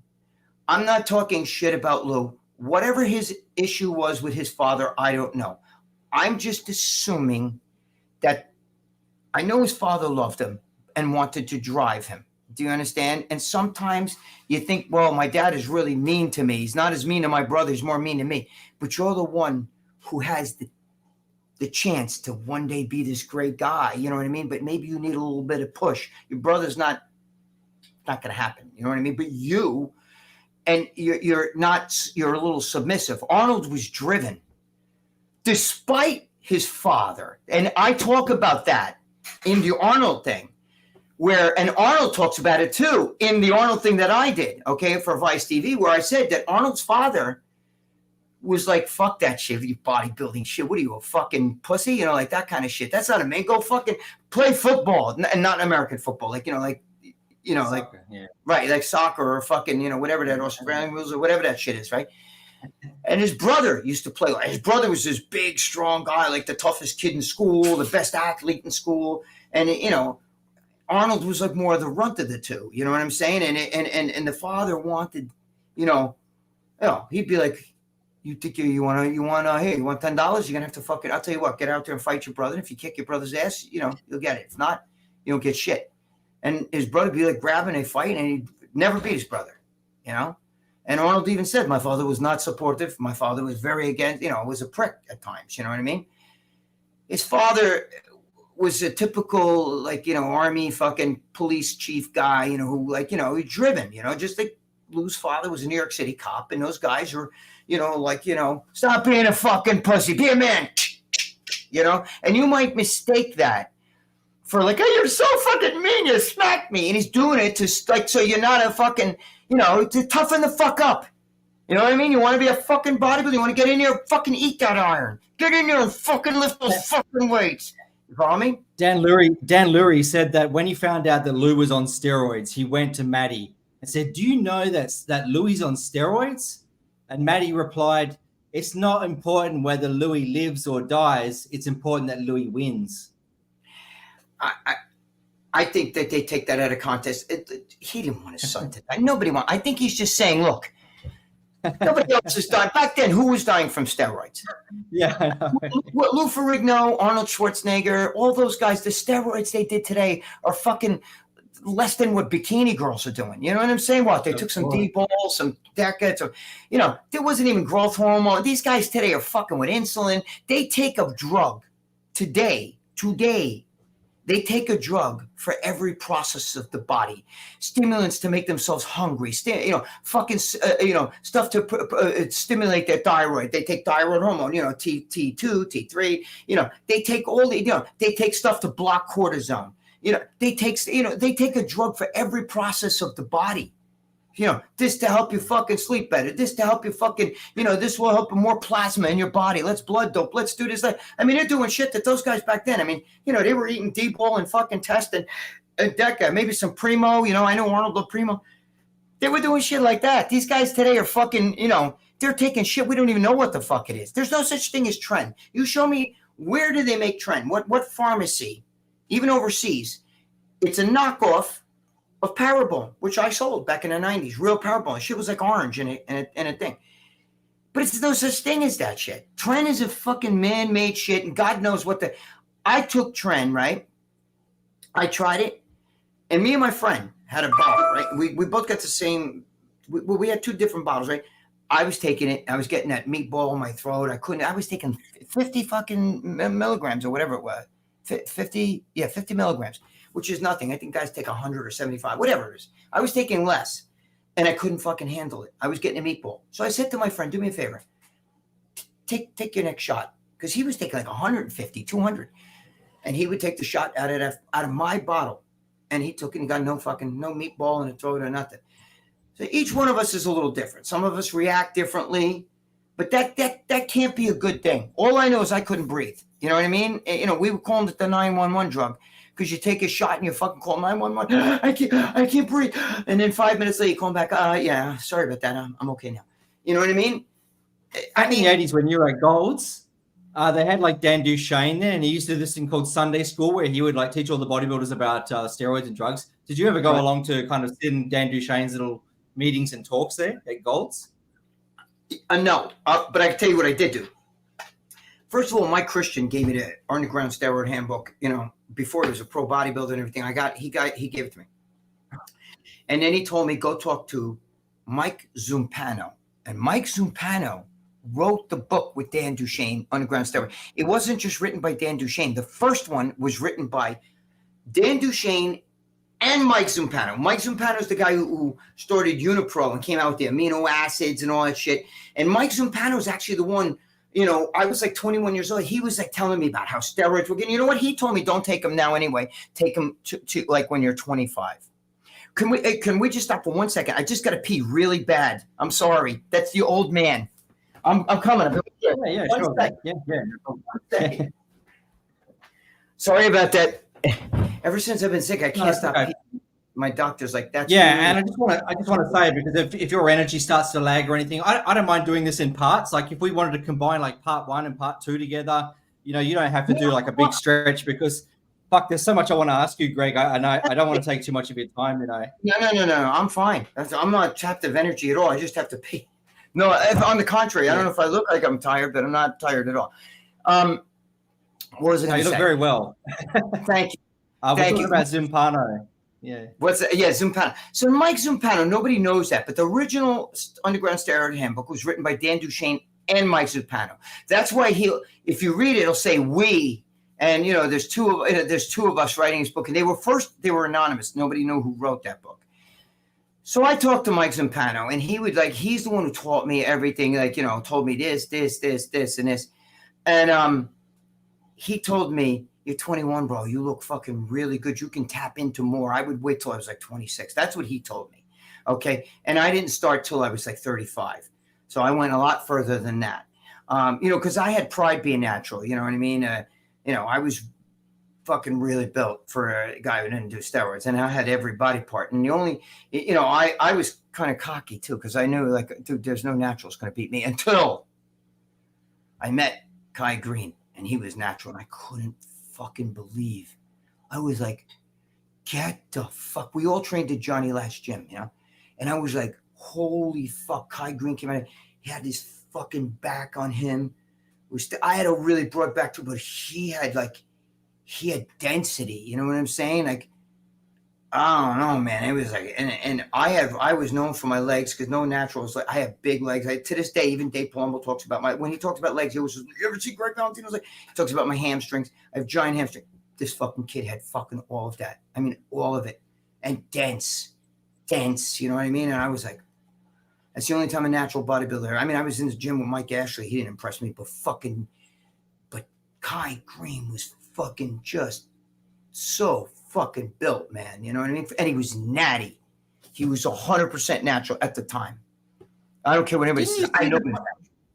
Didn't you see the pro bodybuilders and all the attention and notoriety they were getting? You know, didn't you sort of think, oh, I'll take drugs and I'll become a pro bodybuilder too? Wasn't that ever on your mind? At one time, it crossed my mind, but I didn't want that, because bodybuilders didn't make money. I mean, how many times I've told the famous story, Arnold Schwarzenegger, I think it was 71 or something like that. He wins the Olympia. They give him a check. He goes like this, and he walks off. And then Joe Weider comes to the podium, and it's not the money, Greg. It's the attention. Remember how bigger, stronger, faster? When you said, no, I don't know what it is. It's the attention I love. Yeah, but the attention doesn't come. You don't have to get on stage. How many guys? Do you know what's funny? When I was in Gold's Gym in '81, there were guys in there. I was like, who's that guy? Who's that guy? Holy shit! There were guys in there that were bigger than the pros, but they never competed. They trained for themselves. I'm sure you go to the gym and you know some guys that are jacked like motherfuckers and have never stepped on stage, and yet they're really. It's because they do it. It's their lifestyle. It's what they want. So that's the attention. Yes, I trained for it. I loved it. I used to walk in a fucking nightclub, and there'd be a hot chick there who fucking, you know, she'd be with some guy, you know what I mean? But she was hot as hell. And then her man came up to me, was like fucking bowing to me, sucking my dick, basically, you know, meaning like, you know, like, oh, dude, what do? You know, you train, you do that, you know, always asking juice questions. Where do you train? That kind of shit. And she'd be just standing there, you know, and I'm like, you're a fucking man. Look at you, you fucking, you think you're a hot shit. Meanwhile, your man's like ready to blow me. You know what I mean?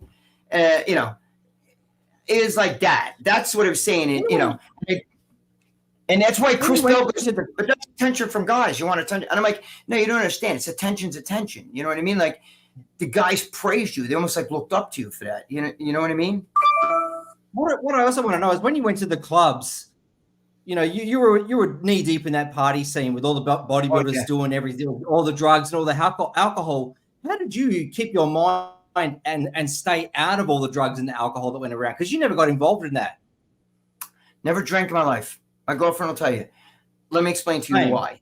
Okay. No drugs, no alcohol, nothing. I've never tasted beer, wine, or any alcohol. I've never done any party drugs, never smoked pot, never done it. Let me explain to you why, though. First of all, my father used to make Italian wine with his father, who died before I was born, so I never met him. So my father was young when he used to make the Italian wine. My father never tasted the wine that he helped his father make.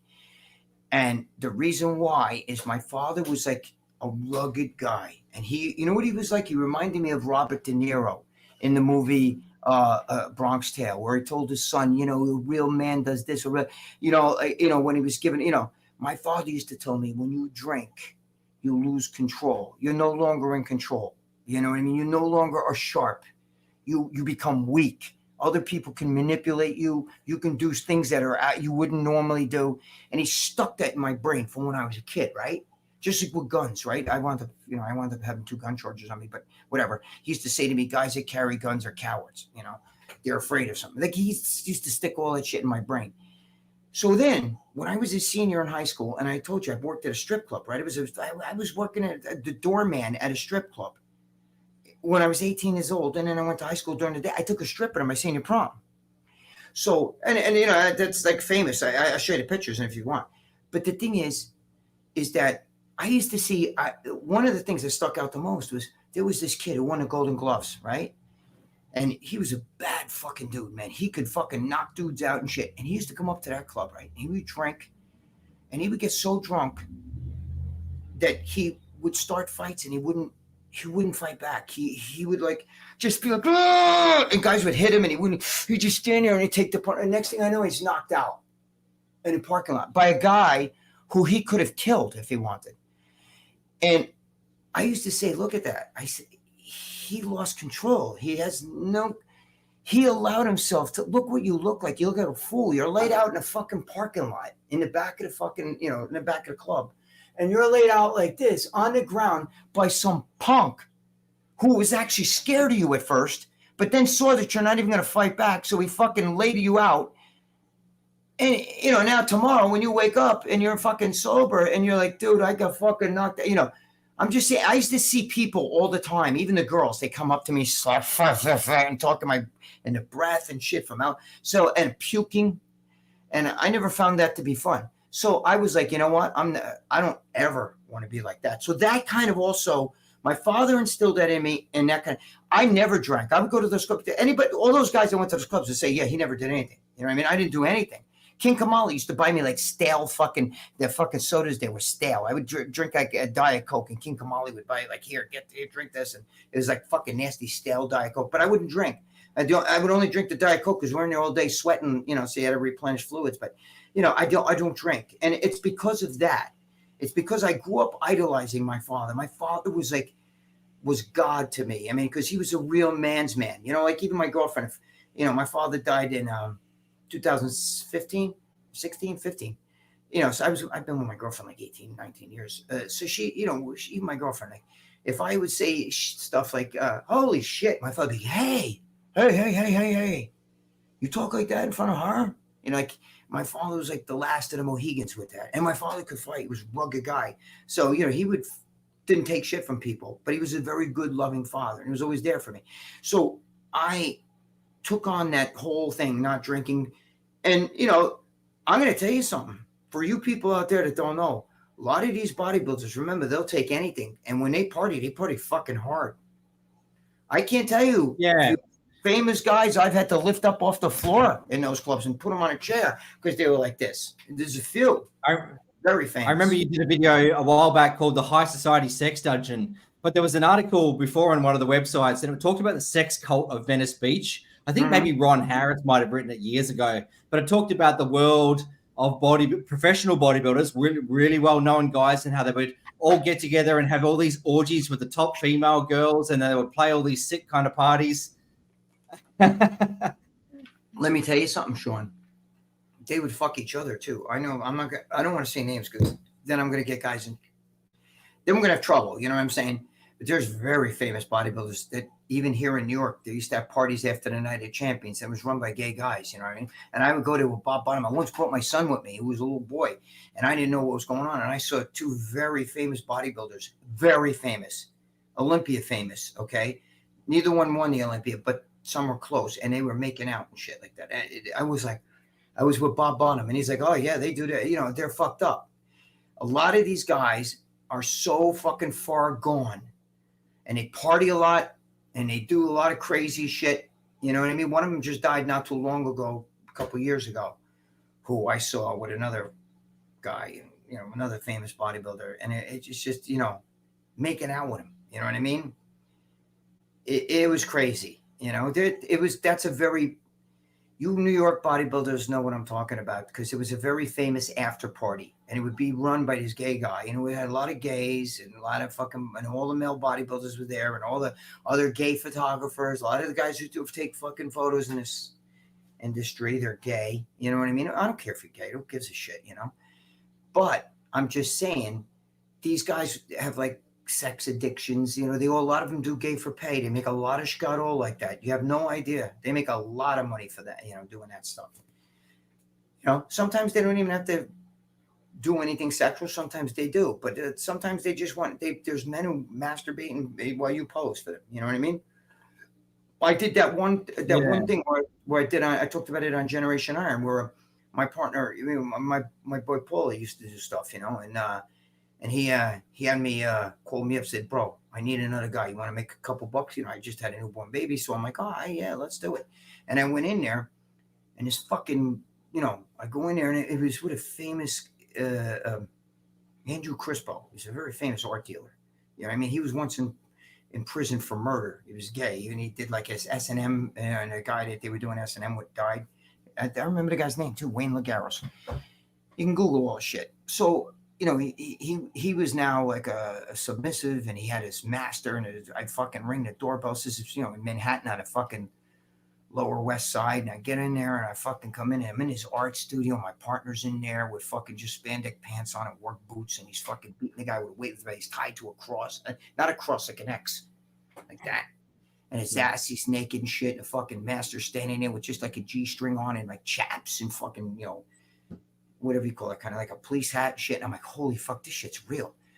And give me a fucking blow dart, and he fucking blowing darts in his ass, and then he lights the fucking end of the dart with a, you know, with a lighter, you know, he blow it like this, and it goes in the guy's ass. He's screaming, you know, because it's not only goes in his ass, but now it's burning him. And he would, you know, call me Master G, you know, and they, oh, you love it. You know, thank you, Master G. You know, like this is sick as fucking shit, you know. And my partner was over there, right? I call my partner because he was my best friend, and we owned a gym together, Powerhouse Gym, the gym where I was arrested. And, you know, he had a fucking weightlifting belt, and he was whipping him so hard. The next day, my boy, he couldn't lift his arm. That's how fucking hard he was hitting him. Dude, there was so much to that. You don't even know. We were fucking, it was crazy. And this guy was like, you know, the master was like controlling everything, you know. And I got paid $300, and the guy wrote a check. A fucking check. You know, how stupid is he? You know what I mean? Like, because if you ever want to blackmail him or something, he wrote a fucking check for $300. His name is Andrew Crispo. You can Google him. He's very famous, you know. But another strange thing that really come to light recently was the Manions with their whole exploitation and the softcore porn with all the females. And they're another bunch that seems like they're Teflon coated, because that got blown out in the media, and it was ironically it was George Butler's son, Desmond Butler. Yeah, see, I don't know too much about that. I know Jim Manion and I know J.M. Manion. I get along very well with them. I didn't know about that porn thing, but I know that they're all in like J.M.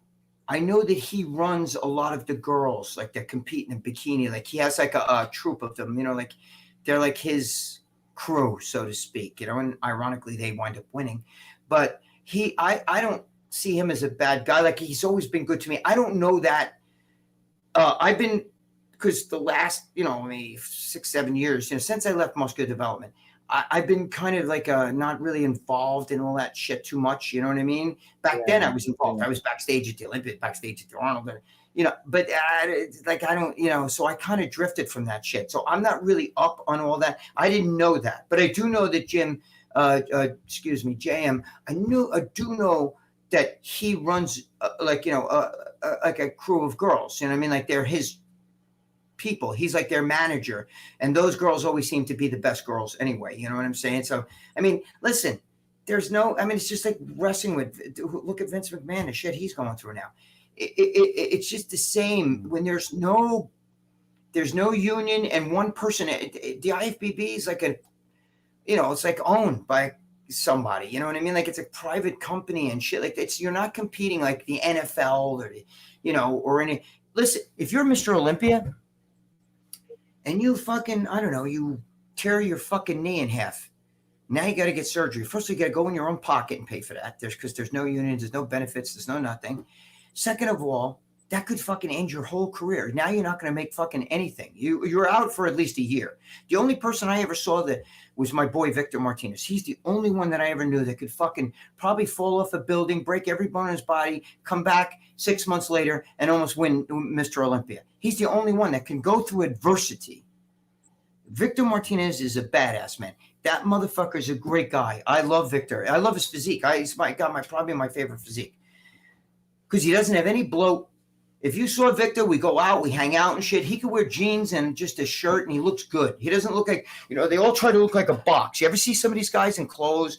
They wear these suit jackets, and it looks like this big fucking square box and shit. Like, yeah, but he doesn't look. He looks good. Even in clothes, he looks good. You know what I'm saying? His physique looks good, but that fucking guy's going through more shit, and still fucking right up there in the Mr. Olympics. It's just mind-boggling.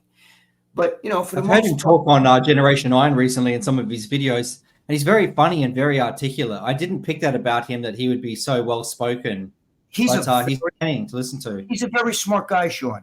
Victor is a very smart guy. If you knew him like I knew personally and everything, he's a very smart guy. And he's a good guy. You know what I mean? He's got a big heart too. He's a good man. He's actually a very good man.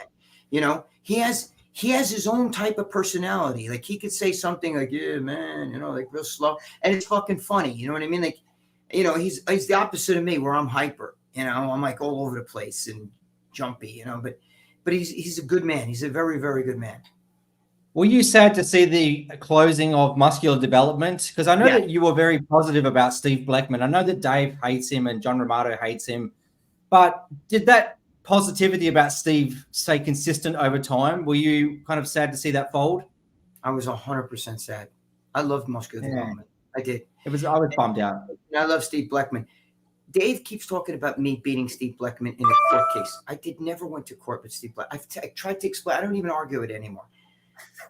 I did not go to court. What happened was he did not want to let me go. What happened was Sean Andros took over after Robbie Durant. Sean Andros was a sloth. He didn't want to do fucking things. So he picked a girl on the internet, okay, who was also like a forum leader and shit like that, who I got her here. She was once with RX, and I got her over to Muscular Development. Adina, okay? Adina Zanoli. So he got her involved, and he, you know, she was like, "Look, I'll help you out with anything. I'll do some of the work." So he got her involved, Sean Andros, right? And he had her doing a lot of his work for him because he was a sloth. He didn't want to do shit. Finally, he quit, and she said to Steve, "Well, I'm the one who's been doing all his work. Why don't you hire me? I'll run everything, and you know, I can do it because I did his work." And Steve was like in a bind, so he said, "All right, let's do it."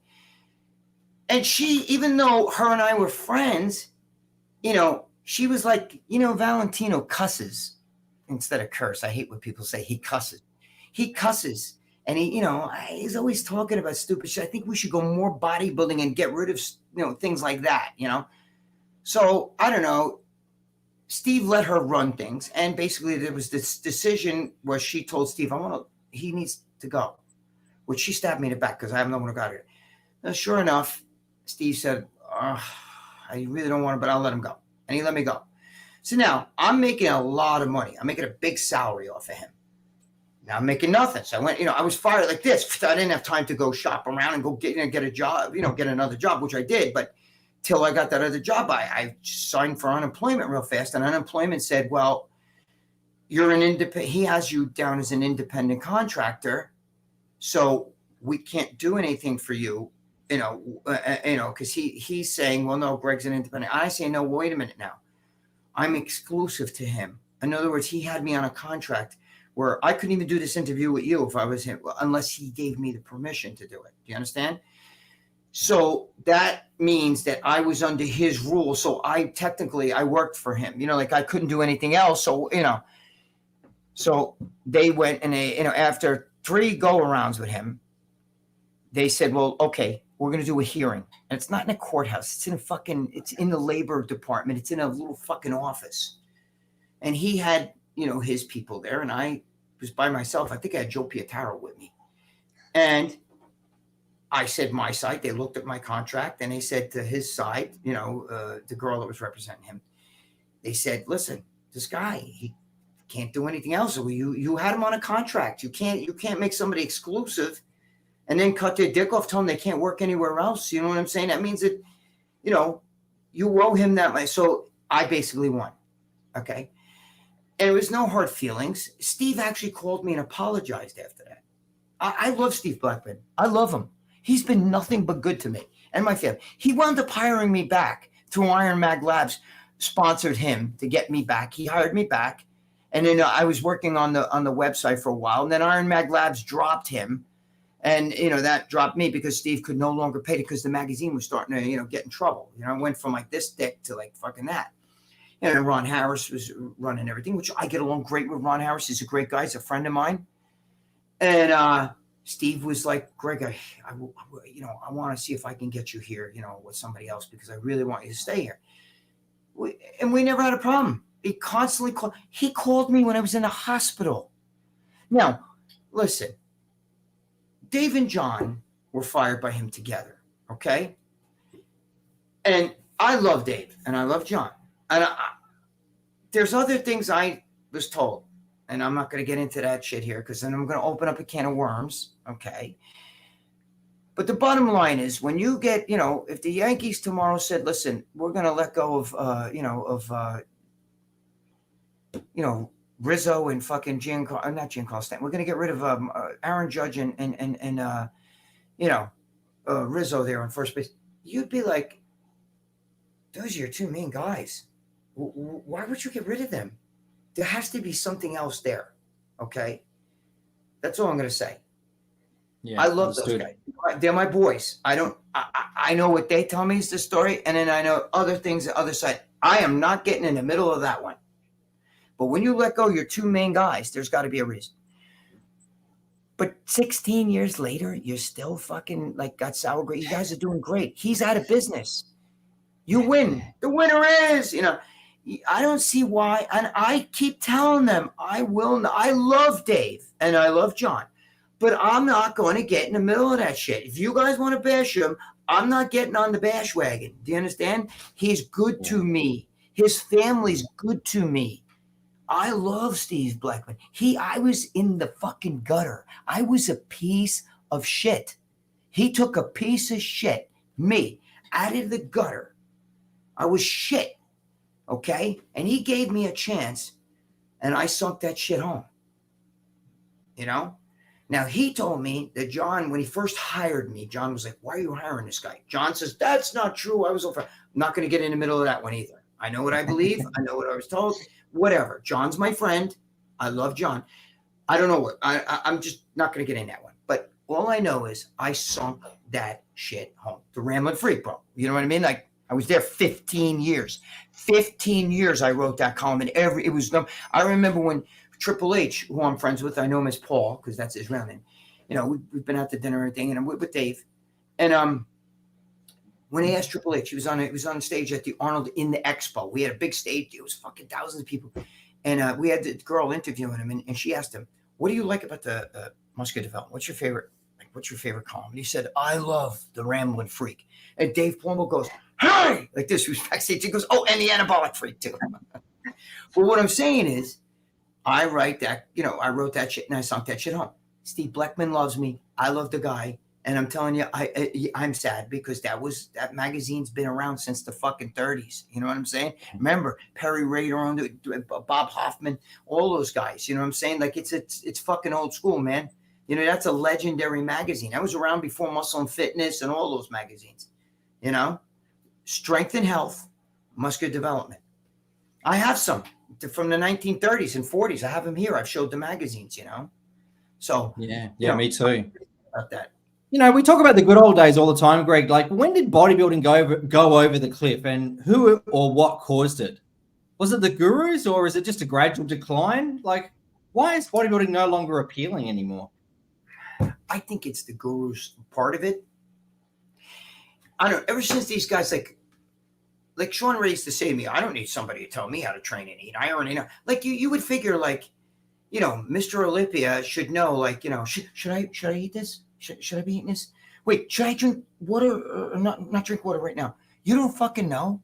I mean, you trial and error. You don't know. You have to have somebody who doesn't know your own body. Listen, this is what I need you to do. Okay, I want you to take this, drop this, take some Lasix with this.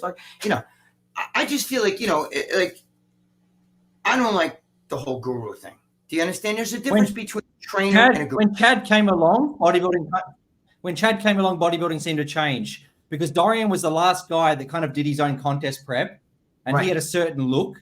And then when Chad took over, things started to kind of go downhill and fall apart a little bit. I feel like gurus are mostly just so drug oriented. You know what I mean?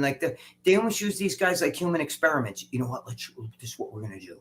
We're going to take some blood. Then we're going to fucking put this in it. And then we're going to inject it back into you. Then we're going to do that. And I mean, first of all, most of these bodybuilders, right? They all use gurus, right? But then when they want, then they train people themselves, right? They'll train you. You know, you'll go to some guy who plays fifth in Mr. Olympia, and he'll train you for a show. Well, if he could train you and knows what's right for you, how come he doesn't know what's right for him? Do you understand what I'm saying? Does that make sense? Like, wait a minute, you need a guru. Yeah, exactly. Should I be drinking? Wait, I drank. I should I be drinking the distilled water? Should be, you know, they're still doing that shit. Yeah. Now I understand an objective eye or a trainer, a coach, but not a guy that's got to sit there and tell you, you know, can I pick my nose and eat it, or will that like cause like, you know, will I have water retention? Yet, that same bodybuilder now. He trains people when he's not going for Mr. Olympia or one of these pro bodybuilders. He himself is a trainer, and he's got all these people, clients. I got clients, you know, and he trains these people. Well, how can you tell this guy, well, this is what you need to do to get dry hard? You got to do this, this, and this. But yet, when it comes to you, you don't know that. You have to have somebody else there. I understand an objective eye. I can sit there, Sean. One of your friends could say, Sean, what do you think? I'm going for that show 2 Saturdays from now. What do you think? You know, it looks like you're holding a little water in the fucking gut, you know, whatever. You know, it's a different story. That's not a guru. That's an objective eye. You know what I mean? That's like, you know, maybe one of your friends trusts your judgment, you know, or something like that. But these fucking guys, like, they, you know, they live and die by these gurus. And if a guru said, here, wait, take this ass here and put it in your fucking drink and then drink it, you know, they'd be like, well, okay, you know, if you say so. You know, so I'm not really a big fan of gurus. And I think it's got to do with their insecurity, because if they lose or fuck up, then they have someone to blame. well, Whereas that's bodybuilders can't take the blame very well, you know. Let's go from guru to guru too. You know how many guys will swear, "Oh, this guy, he's the best," and then I'll have somebody say, "Dude, I used him and he almost killed me," or my friend worked with him and my friend was in the fucking hospital for 2 weeks because of that motherfucker. But then you'll get other people, dude, he's the best. You have no idea. You know, he got my other friend who couldn't even win a show. Now he's fucking pro. You know, like, and it's the same thing. Back in Dorian Yates' day, you had to earn your pro card. Today, you can get one on the back of a milk carton. You don't even have to place first. You can place second. You know what I mean? There's fucking 17-year-old girls. I'm a bikini pro. I'm a bikini champion. I'm a fitness model. I do personal trainings, you know, and body composition. And I'm like, oh, come on, get the fuck away from me. You know what I mean? You know, you know what I'm saying? Like, yeah, and this is the thing, because where is this taking bodybuilding? You know what I mean? Because I don't think we've had anybody that's been iconic or someone that's been impactful in the industry since, I hate to say it, maybe like Rich Piana. He was like kind of like the last icon that we have. Who have we had now in the past 10 or 15 years besides Sam Sulek? I don't know what you think of him, but he's kind of fitting because he's achieved nothing, and this current generation do nothing and achieve nothing. So he's kind of like their figurehead. Okay, now you just touched upon something for me. I understand Sam Sulek, and I don't know the kid. I like him because I can see myself when I was young want to be, you know, like what he wants to do. He's living the dream right now. He's loving it. He's working it. But go look at the kid who wins Mr. Teenager Nationals right now, or whatever, or the guy when he couldn't beat them. He's just a big lummox, like a big kid. And I'm not taking anything away from that. But I'm of the thought process, okay? Remember, I was a natural teen the whole bit. I'm not saying you have to do what I did, but I don't think if you're fucking, you know, Sam Sulek supposedly started training when the COVID hit. You know what I mean? He was, you know, stuck at home, start working out a little bit, watching Rich Piana videos. So 3 years ago, you know, when you achieve that kind of muscle in 3 years, that's not legit muscle. Because I'm over here in a hospital, fucking can't eat, can't do anything. You know, for 2 weeks, I lost over 20 pounds, and it's not because, you know, I'm dieting or I just can't eat. I'm eating ice cubes. You know what I mean? And I'm still built. You know what I'm saying to you is that I don't think there's a young guy under 21 years old. This is going to piss people off, but whatever. This is my opinion. You've had hair on your dick 5 years. The last thing you need is testosterone. When I was a teenage boy, if my parents were like, we're going to the grocery store, I'm like, okay, bye. Out comes the Vaseline, you know, watch a little porn and fucking jerk off. But back then you couldn't watch it. I had Playboy or something, you know, because there was no videos. It wasn't even VHS yet. But, you know, I would jerk off when fucking my parents left the house, because my testosterone was screaming. What fucking 18-year-old boy needs to take testosterone or even testosterone boosters? Tap into that shit. You don't realize that when you stop, you don't think it. I'm an older guy, bro. I've been around, okay? You don't know, but when you stop, you watch what happens to you. You watch what happens to you. How many pro bodybuilders we see now and you're like, what happened to him? You know what I mean? You see, they're all like fucking, they were like jacked, super jacked, and now they're like, Pee Wee Herman, they're like fucking lost 100 pounds. Because that shit's not legit. You understand? I fucking go and I'm dying in a hospital with fucking pancreatitis, water around my heart, fucking gallstones stuck in a fucking tube where they had emergency surgery, take it out, fucking inflamed liver like a football, all because of this shit. And I'm still built. I'm not on steroids. I can't take fucking steroids. By the way, I just took a shot the other day of because I'm on hormone replacement, but I haven't taken the hormone replacement because of the fucking, the illness, So, Lucia, shut up. Come on now. They can hear you on here, so you shut your pie hole. Anyway, so, I still am built and shit like that, but these fucking guys, they go off. You throw these guys on a desert island for 3 months, you come back, you're like, holy fucking, you look like Tom Hanks from fucking, like Castaway. Like, what the fuck happened to you? So the point I'm making is you got to earn that shit. It's like everybody else. Just because you hit a few home runs in Little League doesn't mean you're ready for the major leagues. You understand? You got to fucking earn your way. You got to put the time in. Build that fucking shit natural for a while.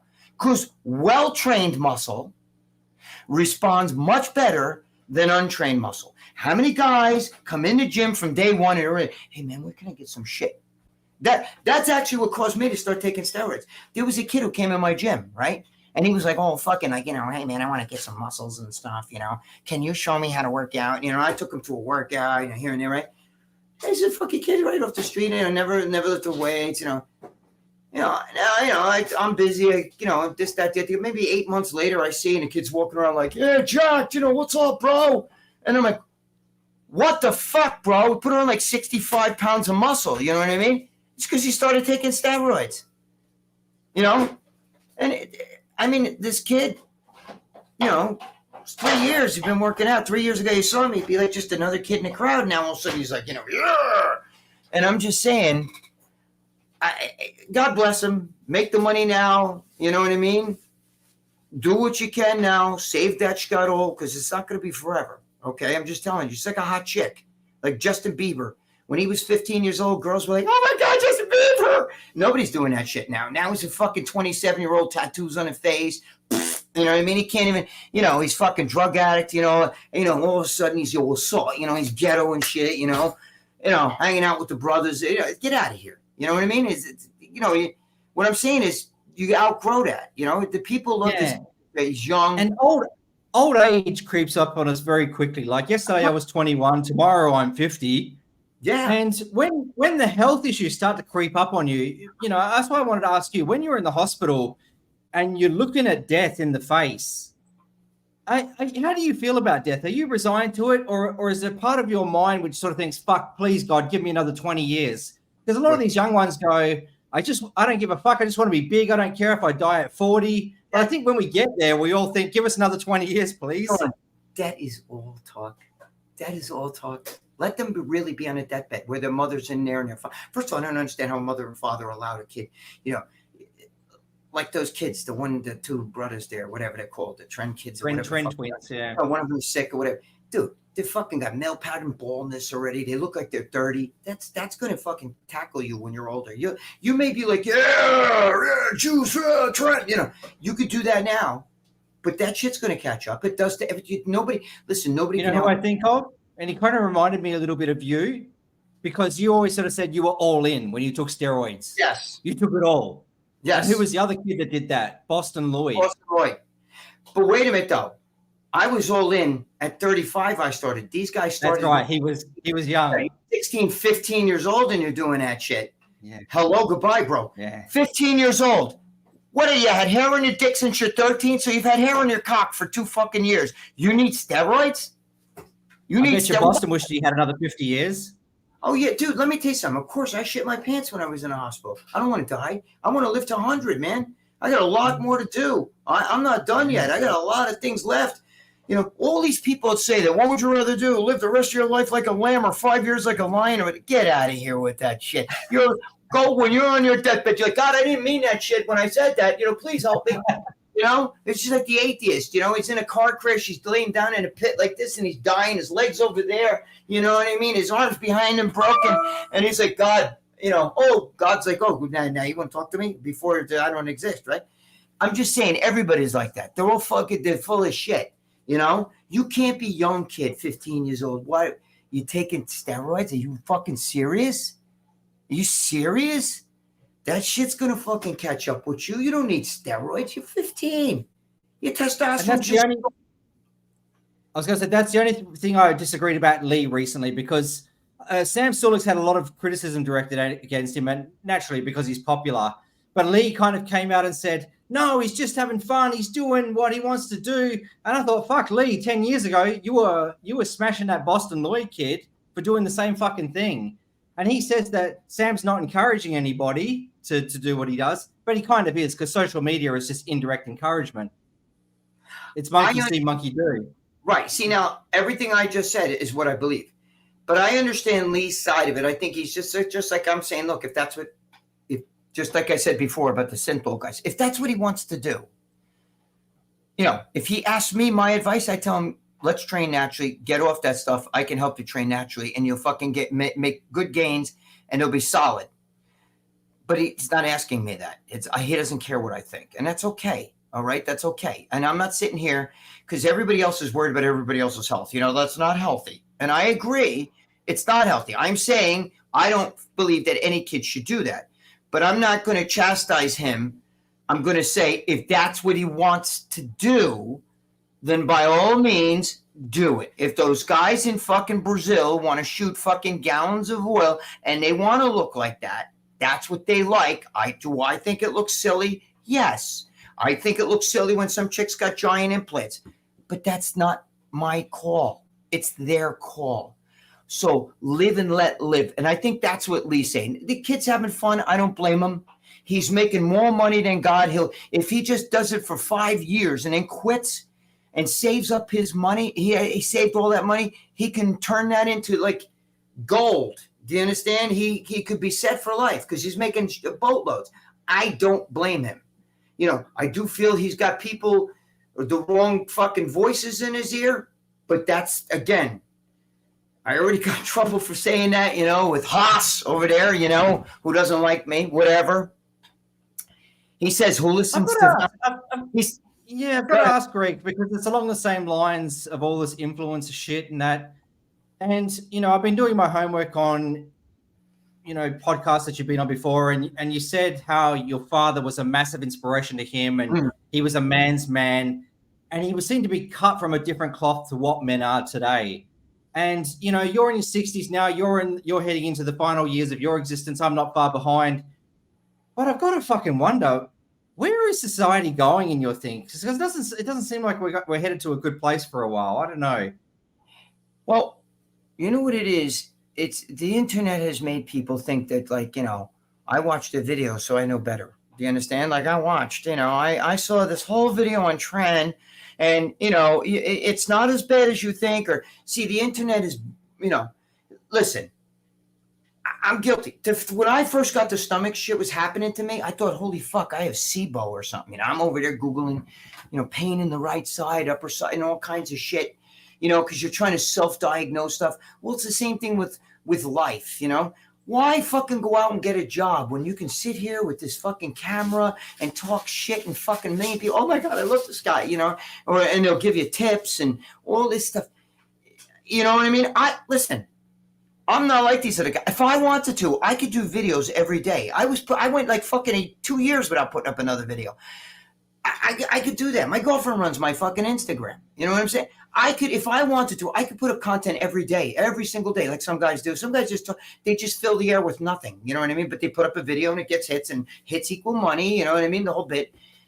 But I think that's what's wrong. I think that social media has also killed this sport. You know what I mean? And, you know, it's part of what's part of what's killed the sports. Part of what killed the youth of today. They go on TikTok and places like that, and they get all the answers. They think they got all the answers. Well, I learned on TikTok, and parents are soft. Everybody, like just like everybody gets a trophy today. Today in bodybuilding, everybody gets a pro card. We give out pro cards, you got guys that don't train their legs but wear long fucking shorts, and they're pros. I'm an IFBB pro. They make sure they put that in their profile. IFBB pro, Joe Matarazzi. You know what I mean? I don't give a fuck. Most people don't even know what's the IFBB. You know what I mean? Do you understand what ACE? I'm ACE certified personal trainer. Well, you know what ACE is? It's a private company. It's not even recognized. If you try to get a job with a football team, let's say, yeah, I'm a certified personal trainer. They'd say, oh, really? What's your education? Well, I'm ACE certified. I also have a degree at the NASM. I'm certified with them too. They'd say, what the fuck is that? They want to know that you went to, college and you got a physical education degree, and like maybe a therapy. What do you call it? Physical therapy degree and shit like that. You have to have degrees to be coach. You can't just be like, I'm an ACE, because it's not. ACE is a private owned company. You and I could start Gregg and Sean fucking, certifications and voila. You know what I mean? I'm certified by, Sean and Gregg, S&G certifications. What does that mean? That's all ACE is. That's all NASM is. They don't recognize that shit. Well, IFBB Pro, you and I could start Sean and Gregg's Pro Bodybuilding, and we, and I can give you your friend a pro card, Joe Matarazzi. Said, I'm a pro bodybuilder in the organization of Sean and Gregg. I'm just saying it's all bullshit, but people get caught up in this shit and the boo-ha, and I mean, I'll make more money if it says IFBB Pro. How did you get your pro card? I placed second in the Buckeye Barbell Classic. I was second in my class, and you get a pro card for placing second. And I'm like, oh, okay, well, when we were younger, they gave out like 5 or 6 pro cards a year. You know what I'm saying? If you didn't win the overall in the USA, you had to win at least your class in the nationals or the North American. Other than that, you didn't get a pro card. You had to win either the overall in the USA, the overall in the North American, or your class in the nationals. Not today. They get hundreds of pro because, people pay for the pro card. Now people got to pay. You want your coach backstage. You got to pay for that. You got to pay to enter a show. Can you imagine Derek Jeter paying? I want to play in today's game. How much is it going to cost me? Here's $1,000 for me to play today for the Yankees, But if you're a bodybuilder, you got to pay. You got to pay for the pro card. You got to pay for admission to go into the gym. It's ridiculous. It's just a money grab. It's a racket. Yeah, it's a racket. Categories. Each category they made, they're like, holy shit, we can make money. Fuck it, everybody's an IFBB. And that's what's happened. It's that. It's the glorification of social media. You name it. You put all that in a pot, and that spells trouble. So now you got 15-year-old kids. On TikTok, I'm going to start a cycle today of trend and test. And, we're going to, each day I'm going to take videos and we're going to document this. And 3 months later, I've gained 25 pounds. Look at the size. My bicep is now this, where he's, and people like, look at that. 3 months, man. He's got a 20-inch arm. He had 15-inch arm 3 months ago. You think that that's legit? Yeah. You take that fucking Babanya away from him, throw him on a desert island. He'll lose not only that, but even what he had before. It's stupid. But you can't tell these kids. So getting back to what you were asking me, with the Sam Salik thing, if he's having fun, I'm all for it. But I'm saying, if you ask my opinion, I don't think any kid under 25 should be doing steroids. That's just my opinion. There's guys who compete 22 that are already pros and everything. What are you talking about, Valentino? Well, let's talk to you. Don't listen to me. Like Fouad said, who listens to Valentino? Even though I got under his skin, so he must listen to me. But don't listen to me. I'm a jack off. I'm an asshole. Look at me. I'm just a fucking bucket of oil. Whatever you want to call me. I don't give a fuck. Whatever. You don't affect my life. But you'll be thinking about it when you start turning 50 and shit. And all of a sudden your fucking piece of legado don't work anymore. You're having all kinds of health trouble. Maybe you got kidney problems. You're going to go on dialysis. Then you say to your mother's like, what did you do? So, and the parents today, they let these kids do that. Kid starts making money on YouTube. He doesn't get a job over at like Home Depot or Lowe's or something. I don't need to do that shit, bro. I'm on YouTube. I never try to make money. And the parents see that shit and they're like, but they don't realize their kid's killing themselves slowly. Yeah. When you look at guys, I was going to say, when you look at guys like John Meadows, nicest guy ever, good Christian, clean living, Right. Educated, smart, didn't stop death. But the thing is, those guys like him started when he was young. So if he was 50 when he died, you look at that. Let's see, he started when he was maybe 18 or something, 19, and then you look at how long. I don't know John's deal, but I know he wasn't a kid when he died, and I know that he was really young when he was already winning bodybuilding shows. So if you look at that, if you're on steroids for 25, 30 years, you think the 25 of 30 years of being on that shit, they're not taking hormone replacement therapy. They're taking steroids. Do you understand? So you don't think that 20, 25 years of that shit's going to fucking take effect on you? Are you fucking serious? 100%. How come all of these guys have kidney problems? My kidneys are fine. But if I didn't get arrested, listen, I only trained for 5 years, took steroids for like a little bit over 5 years, but I took massive amounts. I put 100 pounds on. 100 fucking pounds I put on. It was deadly for me. If I would have kept going, I probably would be one of these statistics there. I remember this guy Valentino. So we all thought you were going to die. Yeah, we I know. Thought that you love steroids, and steroids loved you, and it was all over. You were in the Deadpool, remember? Yeah. Remember You know what's funny? That's how you know how people really think about you.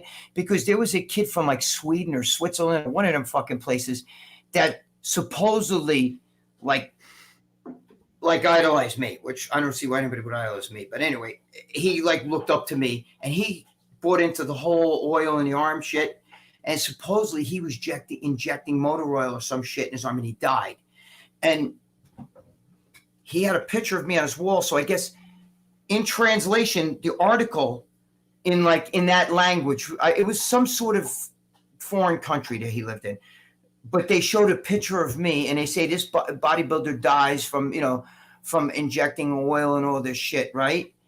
And what they were saying is he idolized me and tried to, but the way it got translated was, that was me that passed away. And I remember, I think it was on Get Big for a little bit. And they were people like, good, fuck him. You know what I mean? What a fucking disgrace he was anyway, with all that oil. And I'm sitting back like, whoa, you know what I mean? And they found that it wasn't him. It's somebody translated it. They showed my picture because he was trying to emulate me, thinking like, oh, shit. And, it's oil. So, well, oil's oil, so let me stick fucking motor oil in there. And he dies, But, that was a long time ago. You're talking at least 20 years ago that was, But I remember it. I think I actually printed it out from the internet because I used to print shit out back then. Because just to remind me like how fucked up, people were like, oh, good for him. Fuck him, Oh, they still do it on Get Big. They love it when someone dies. They bring out this cheer squad, which is kind of weird. Yeah, but then they'll sit there and stuff. Hattie fucking shoot and think, did you see it, bro? The fucking guy's awesome, bro. He looked amazing. But then if the guy dropped dead, you'd be like, oh, he was a juice head. He was this, he was that. They're all a bunch of fucking hypocrites, That's why I don't want to come across as hypocritical. I'm saying, in my opinion, no teenage boy, nobody under like 25 should be taking that shit because your hormones are on their way up. So you're killing them. But if that's what they want to do, I'm not going to lecture them. Like if they came in front of me, I'd be like, good for you, good for you, But if they asked me, I'd say, well, you want my opinion? I'm going to give you my opinion. But I'm not going to lecture them. Do you understand what you're doing to your body? Because they're not going to listen to me anyway. And, they would look at me as a hypocrite. But you can't call me a hypocrite because I was 35 when I started. You know what I'm saying? I wasn't fucking 15 years old, Yeah. We respected it a lot more when we were younger. I was 40 when I first tried because you didn't take it unless you were going to compete. So you just sort of thought, no need. I was actually already done because I was running shows for the NPC. So the thing is, I just was like, I don't know, after I saw that kid get super jacked, I was just sitting there and I was just that I had so much of it because I was selling it already. I was a drug dealer and it was just like calling me. I was like, what, fuck this. Listen, you have any friends that are natural or even when you were natural, what does every natural say? Look, you stand in the mirror and you're posing and you say, I'm natural. Right? I don't take anything. But can you imagine what do you think I'd look like if I took fucking drugs, bro? Yeah. Right? Everyone says that. What do you think? Like, my arms are pretty big. But do you think you got it scratched?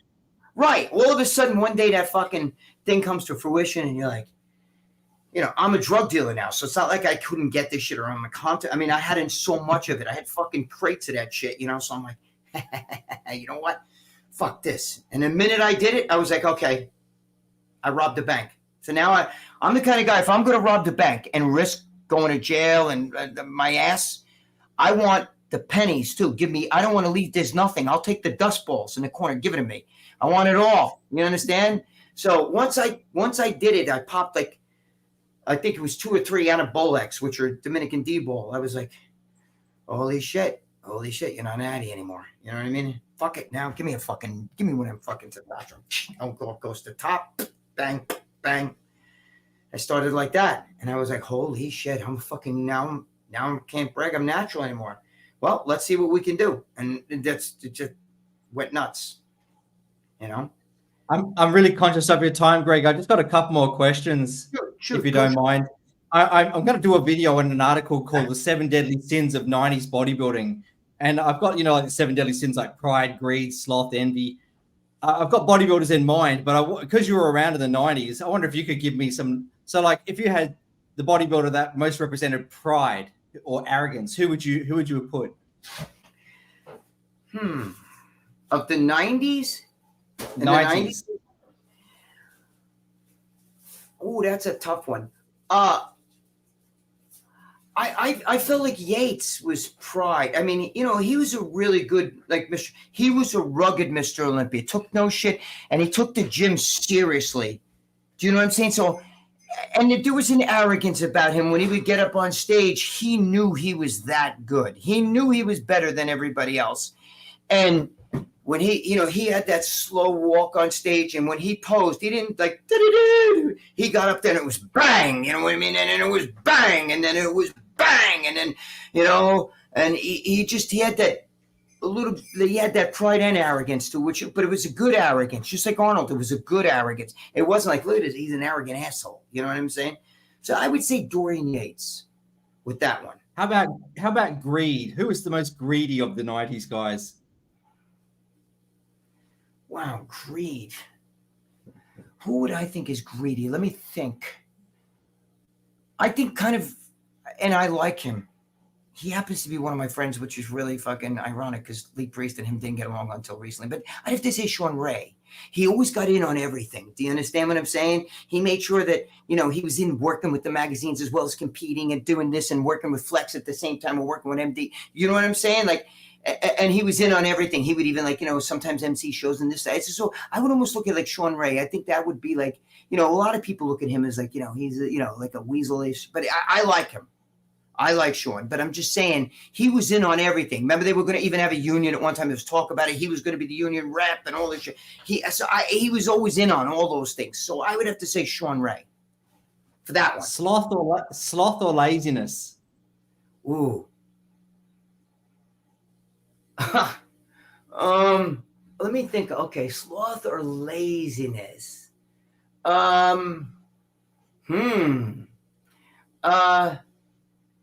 me think. Let me see the 80 bodybuilders. Sloth or laziness? Let me get back to that one. Let me think about that one for a second because I'm trying to scan my brain on all of those guys. You know what? I'll tell you who I think might be sloth or laziness. I know that this might wow a lot of people when I say this. How about Flex Wheeler? Because Flex Wheeler would be like, I don't feel like training today, this, that, the other thing. And he was known to even, they made jokes about it the other day. They were saying like, he would take a sick lean in every body part, before the show because, make sure he was full instead of just busting your hole in the gym. He was known to like, take it on, take it kind of, like slow and sit back. It's almost like the rabbit and the turtle. The turtle keeps going like fucking Rich Gaspari or Branch Warren, not the greatest genetics, but they just keep going. They're just gonna keep going like this. Where the fucking rabbit sits back, it knows it can run fast. It takes a nap on the side of the road, blows a fart, maybe eats a carrot, then jogs a little bit and passes the turtle, waves at him, and sits back again. Because Flex had such good lines and such good genetics, he wasn't known to might be like a monster in the gym. He did all that injection shit and. It's nothing against Flex, but I mean, I would in that way because most of them had pretty good work ethic. But I would say he didn't need to bust his balls as much as somebody else, and he took advantage of that. Yeah, I had 3 names in mind for the sloth and laziness. But we'll go to the next one. Do you want me to sort of? I thought number one, I would put Kevin. I know he was a beast in the gym, but he took all that fucking time off, and he robbed himself of his Olympia possibilities. If he had stayed on track. I know what you're saying about Kevin, but Kevin had a strategy. It wasn't that he was lazy. That fucking guy, when he would go for like the Mr. Olympia, would actually like take the bed out of his room and sleep on the floor because he said, "I'm going to war." There was times he put knives and bullets around the floor. I swear to God, if you knew stories about Kevin, I've heard of him. Yeah. He was intense in the gym. Whereas if the other one just kind of went through the motion, Joe, curl some fucking cable, you know what I mean, like that. How about Paul? Didn't do that. So how about Paul Dillette? Paul Dillette was another one but he was a monster. I don't know. He's another one. He had such great genetics. He was a fucking, Wayne DeMilio once told me he thought if Dillette could have posed better, he probably could have won more. You know what I mean? Because he had great genetics. But in the gym, you got to understand, all year long, Flex took it easy, drove around cars, you know what I mean? Like, it never even, his work ethic was, just a lot of cable shit, talk to chicks in the gym, you know what I'm saying? Kevin would be in there like, come on, fucking be in there, like, So that's why I wouldn't, Kevin's an intense guy. I know Kevin from before he was a pro bodybuilder. So he's one of my boys, to be honest with you. But anyway. How about envy or jealousy? Who was the most envious or the jealous of the mob?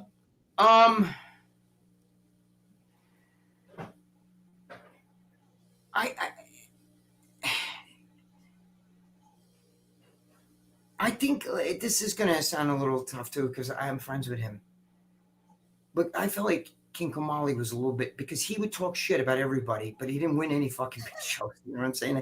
Remember, I call him Sean Gay, and he would call him out, but you could never beat Sean Ray in a show. And King, if you're watching, I love you, bro. It's no, but I mean, like, he, when you talk like that, and you're putting down these guys and you're attacking, but what, did you correct me on what big shows, So, and I think he's a great bodybuilder, but, I just feel when you talk, he used to like call people out, Craig Titus, all those guys, and I was friends with Craig too. Craig wanted to kill him and he knew that too. But, I just feel, there's a lot of that, but you didn't win the shows that these guys won, I mean, he used to attack Sean Ray he used to call him Sean Gay. He would on stage, I was there, he'd be on stage calling him out. And meanwhile, come on, did he ever beat Sean Ray? You know what I'm saying? So I would say that I think that's a good one because, again, I'm friends with him. I feel terrible saying that, but it's that way. There's nothing personal. Yeah, I'll make a whole video about this, but so you'll see my choices perhaps. But the next one might be pretty easy. Wrath or anger? Which bodybuilder personified that 7 deadly sin? Oh, boy. Let's see. Wrath or anger? I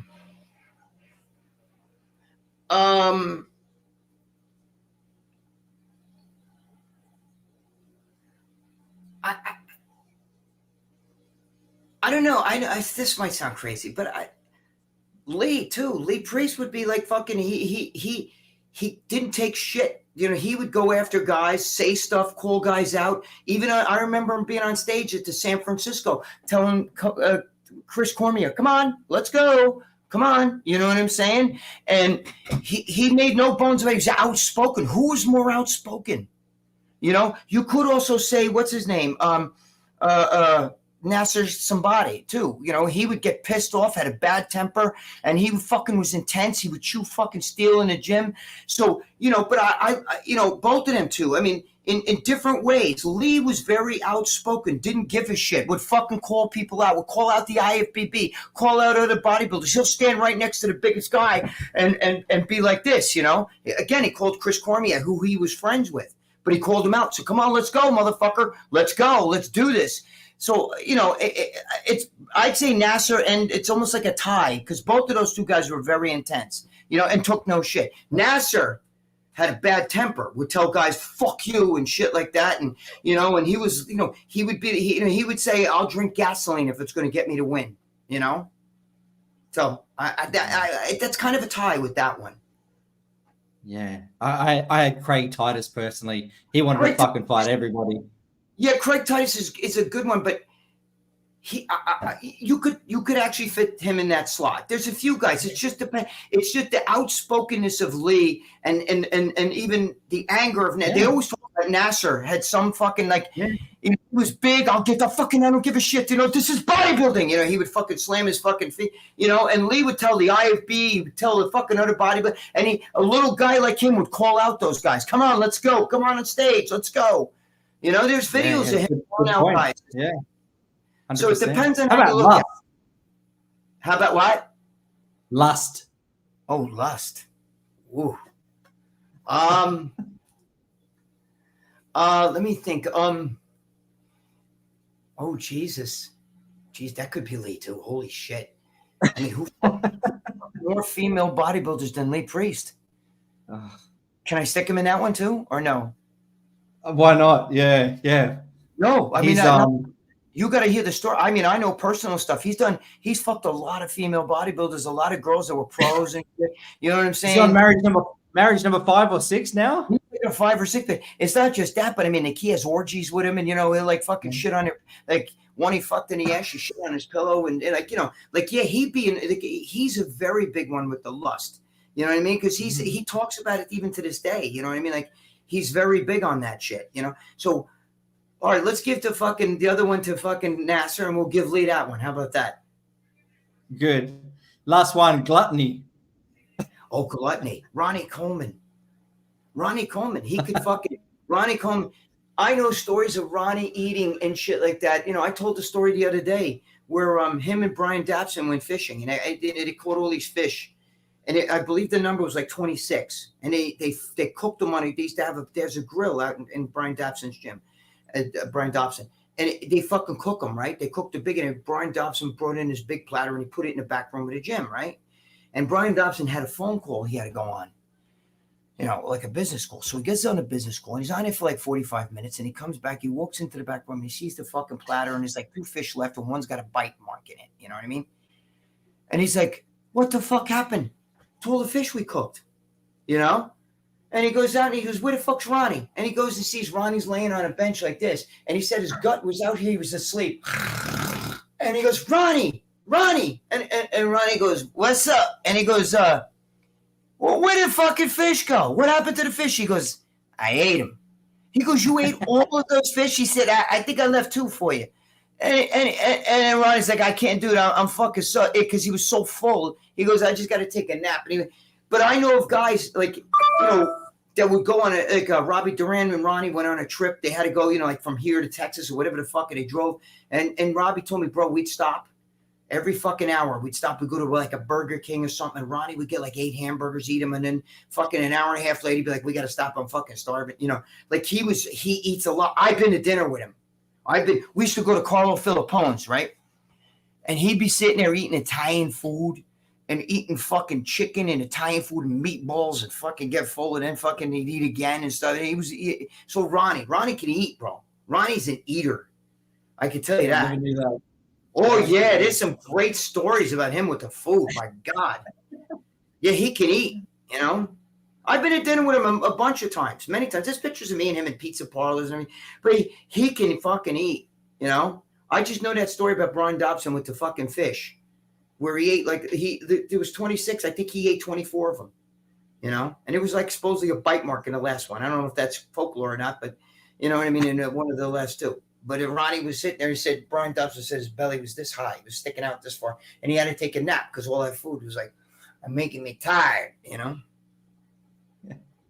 They're great answers. They're different to mine, so I'm actually glad to hear your perspective because you knew these guys better than me. So. I think that's a really. You could make an argument for other guys. It's just you could fit different guys in different slots. It's just that with the sex thing, the lust. I mean, Jesus, Lee. I mean, Lee's a ladies' man. I mean, he's fucked like a lot of girls that are like even in the Miss Olympia. You know what I'm saying? Yeah. I mean, he was with Adela. He was married to Kathy Francois. He's been with a lot. Laurie Donnelly. Yeah, I mean, he was with a lot of those girls. A lot. And I know. He has a sexual appetite like fucking he's crazy. So, I'll tell you who else, little sidebar, who else was like that. Johnny Moran, who just passed away. Yeah, he was at my gym. Holy shit! All he did was he had some of the ghetto brothers at my gym like, go out and get me these girls. You know what I mean? Like he was fucking crazy too, because he did some guest posing for me. And my gym was at my first gym. This was this is actually in the 80s, but you know, we had well, was it 1990? It might have been 1990. We had you know, we were my first gym. It was in a bad neighborhood. You know what I'm saying? It was like gangbangers and like shootouts and fucking, you know, right out in front of my gym, guys were having shootouts and stuff. And, you know, he was like, yo, go get me these, you know, because my friends, like, you know, the guys in the gym, like, yo, you know, we could hook you up. And he's like, well, hook me up then. I'm staying in a motel. I don't want to be alone, you know. But he was like that a little bit. There's a lot of guys who can fit in those things, you know. Yeah. And, you know, like, just getting onto the last question, basically, like, Greg, because, you know, I read your book a long time ago. That was the Death, Drugs, and Muscle book. Oh, thank you. And I think I loved it because I just love all those stories. And I think you've got still so many stories inside you. You need to put this down to like a second book, even if you fucking just did it as an audio book. And you don't even have to write it down. You could just narrate it, because the way you tell stories, like I was playing them to my girlfriend and I was going, like, listen to how this guy just tells stories. He's a master storyteller. You don't even go on a script. You know what I mean? So you could do it just like that. And they've got transcription things these days. So once you say it, it'll then write it down in a book anyway. So you can skip the writing bit. Well, I wrote Ramblin Freak in all capitals. So I wrote that book in all capitals, and I had to have my friend who's a, you know, legitimate writer, Nathan Jendrick, who actually transcribed that book and, you know, made it a little, you know, like legible, because I write like fucking spelling words wrong and shit, you know. And Steve Bleckman liked that. He told me, leave it, it's gritty. You know what I mean? Yeah. So, you know, Ramblin Freak, it fits, you know. But we wrote so much that they cut out a lot of that book. So there's enough to have a second book. I mean, you know, remember, this is a published book. It's not self-published. You know what I mean? It's ECW Press. Yeah. So it's a published book. I get very little from that book. You know, I have a bad book contract. People don't realize it's like a record recording contract. You can get pennies on a dollar. You know what I'm saying? Yeah. But we want to do that. We want to get the second part that they cut out. There's a lot of stories they cut out that we can make into a second book. So, you know, Nathan and I have been talked about that a little bit. We got to get on it though, you know?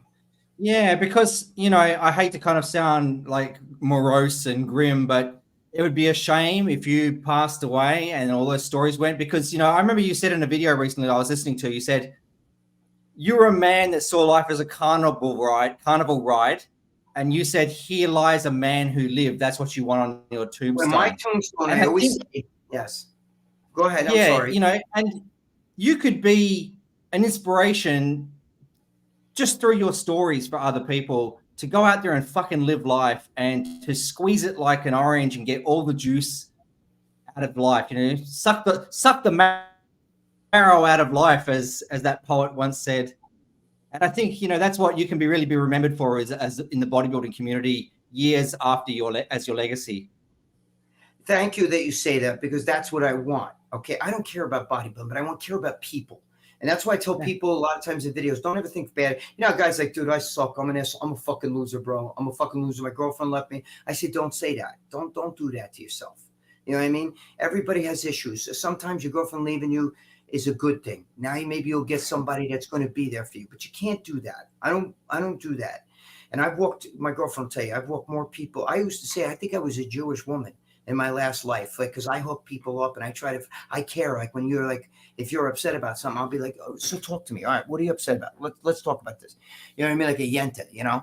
But the thing is, I always say, when I die on my tombstone, it's going to say, here lies a man who lived. Because again, my mantra is that life is like a carnival.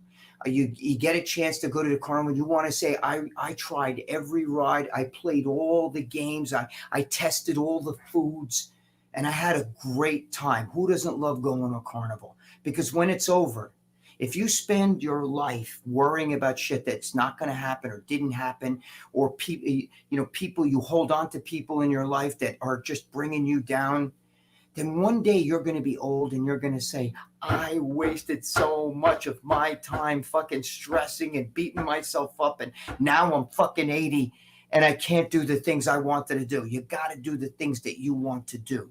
And you don't stress it. You catch your girlfriend fucking another guy in bed. What are you going to do? Beat up the guy? You know what happens then? You're going to go to jail and she's going to be with him.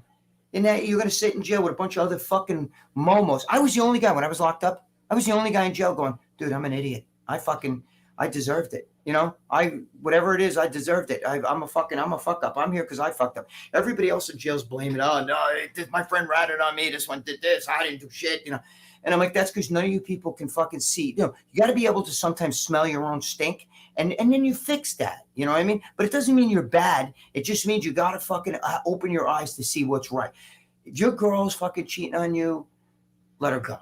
You can't, what are you going to do? Force somebody to love you? No, you're going to stay with me. You're not leaving me. I love you. Well, she doesn't love you back. You want somebody that doesn't love you. Let her go. Find somebody that loves you. Find somebody to complete you. My girlfriend was in a fucking hospital with me. I was there almost 2 weeks. I was there like 11, 12 days, right? She stayed every day. She didn't even go home. My niece had to come and bring her clothes. She didn't leave the hospital. Okay? That's what you want. You want somebody that when you're old is going to feed you soup. You know what I mean? While you're on your deathbed, they're going to sit there and they're going to watch you leave. You're not going to leave alone. Do you understand what I'm saying? And that's the most 100%. Important thing. You can't have people, you can't force people in your life if they're not. You know, too many people stress their job. It's a job. If you don't like it, go do, I don't care if, go do something then what else, you know, that you like, you know. But you got to be realistic. You can't be hard on yourself and beat yourself. I learned a long time ago, when you bang your head against the wall over things that are out of your control, all you do is get a sore head, but the situation remains the same. You know, if you're fucking sticking with a girl that doesn't love you and you're stressing it every day, let it go. Let it go. Do you understand? If you got to puke, let it come up. Don't sit and hold it in, because it's going to come out eventually. You got to let it go. Move on.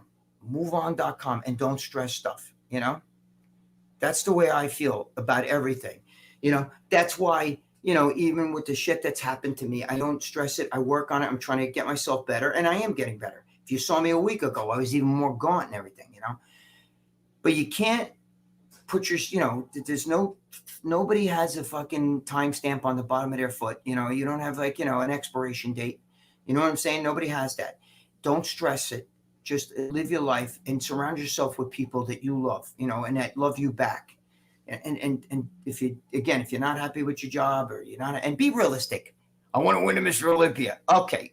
So does everybody else, but there's only been a couple handfuls of Mr. Olympias. Don't put stress on yourself like that.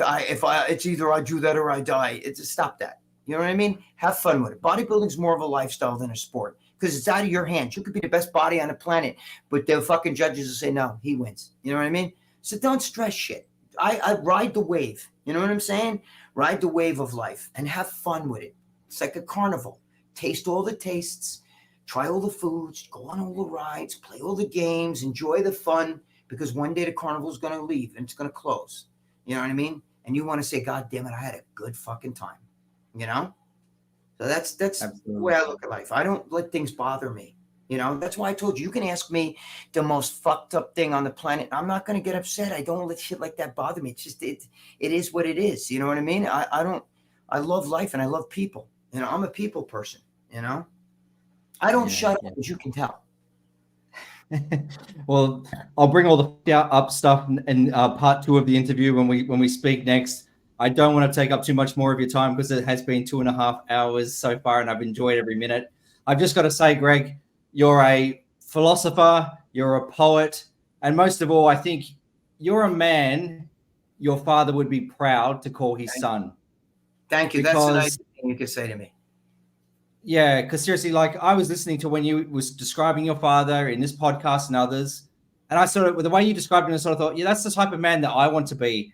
And when I hear you, how you've just given your time to me and how gracious you are and how kind you are to everybody, and you do it with no expectations of getting anything in return. Yeah, and I sort of think you've become the man that your father was, but better. Thank you. I really appreciate that. I do. I appreciate. That's the nicest thing you could have said to me, because to me, my father was the greatest. You know what I mean, on the planet. There's never, you know, for me, you know, and Yeah. that's what I want. And I want everybody to feel good. I don't put anybody down. That's why, you know, you see me on After Hours. I don't start fighting with the guys when they started picking on Rob. You know what I mean? Big Rob T. You know, I didn't like that shit. I stuck up for him. I said, listen, don't. What are you're inviting him on here to put him down? You know what I mean? Mm. And then I got attacked, but I don't give a shit. You can attack me. They have no power. You know what I'm saying? But you know, so that's just the way. But well, let's do a part 2. We could do this again for another 2.5 hours. You find out what you want to do, and I'll good to go. You know what I mean? I'd love that. But thank you for coming on, and I really appreciate your time. And I encourage everybody to go and visit Gregg's social media, visit his YouTube, buy his books, because he's got more than one. Thank you. And is there anything else that you would like to promote before we go, Gregg? No, that's it. I want everybody to be good to themselves. Give yourself a break. You know, be good to yourself. That's all. You know, once you start being good to yourself, you can't love anybody else until you start to love you. You know what I mean? And you can't point the fingers at other people. It's you. So be good to yourself. Start with that first.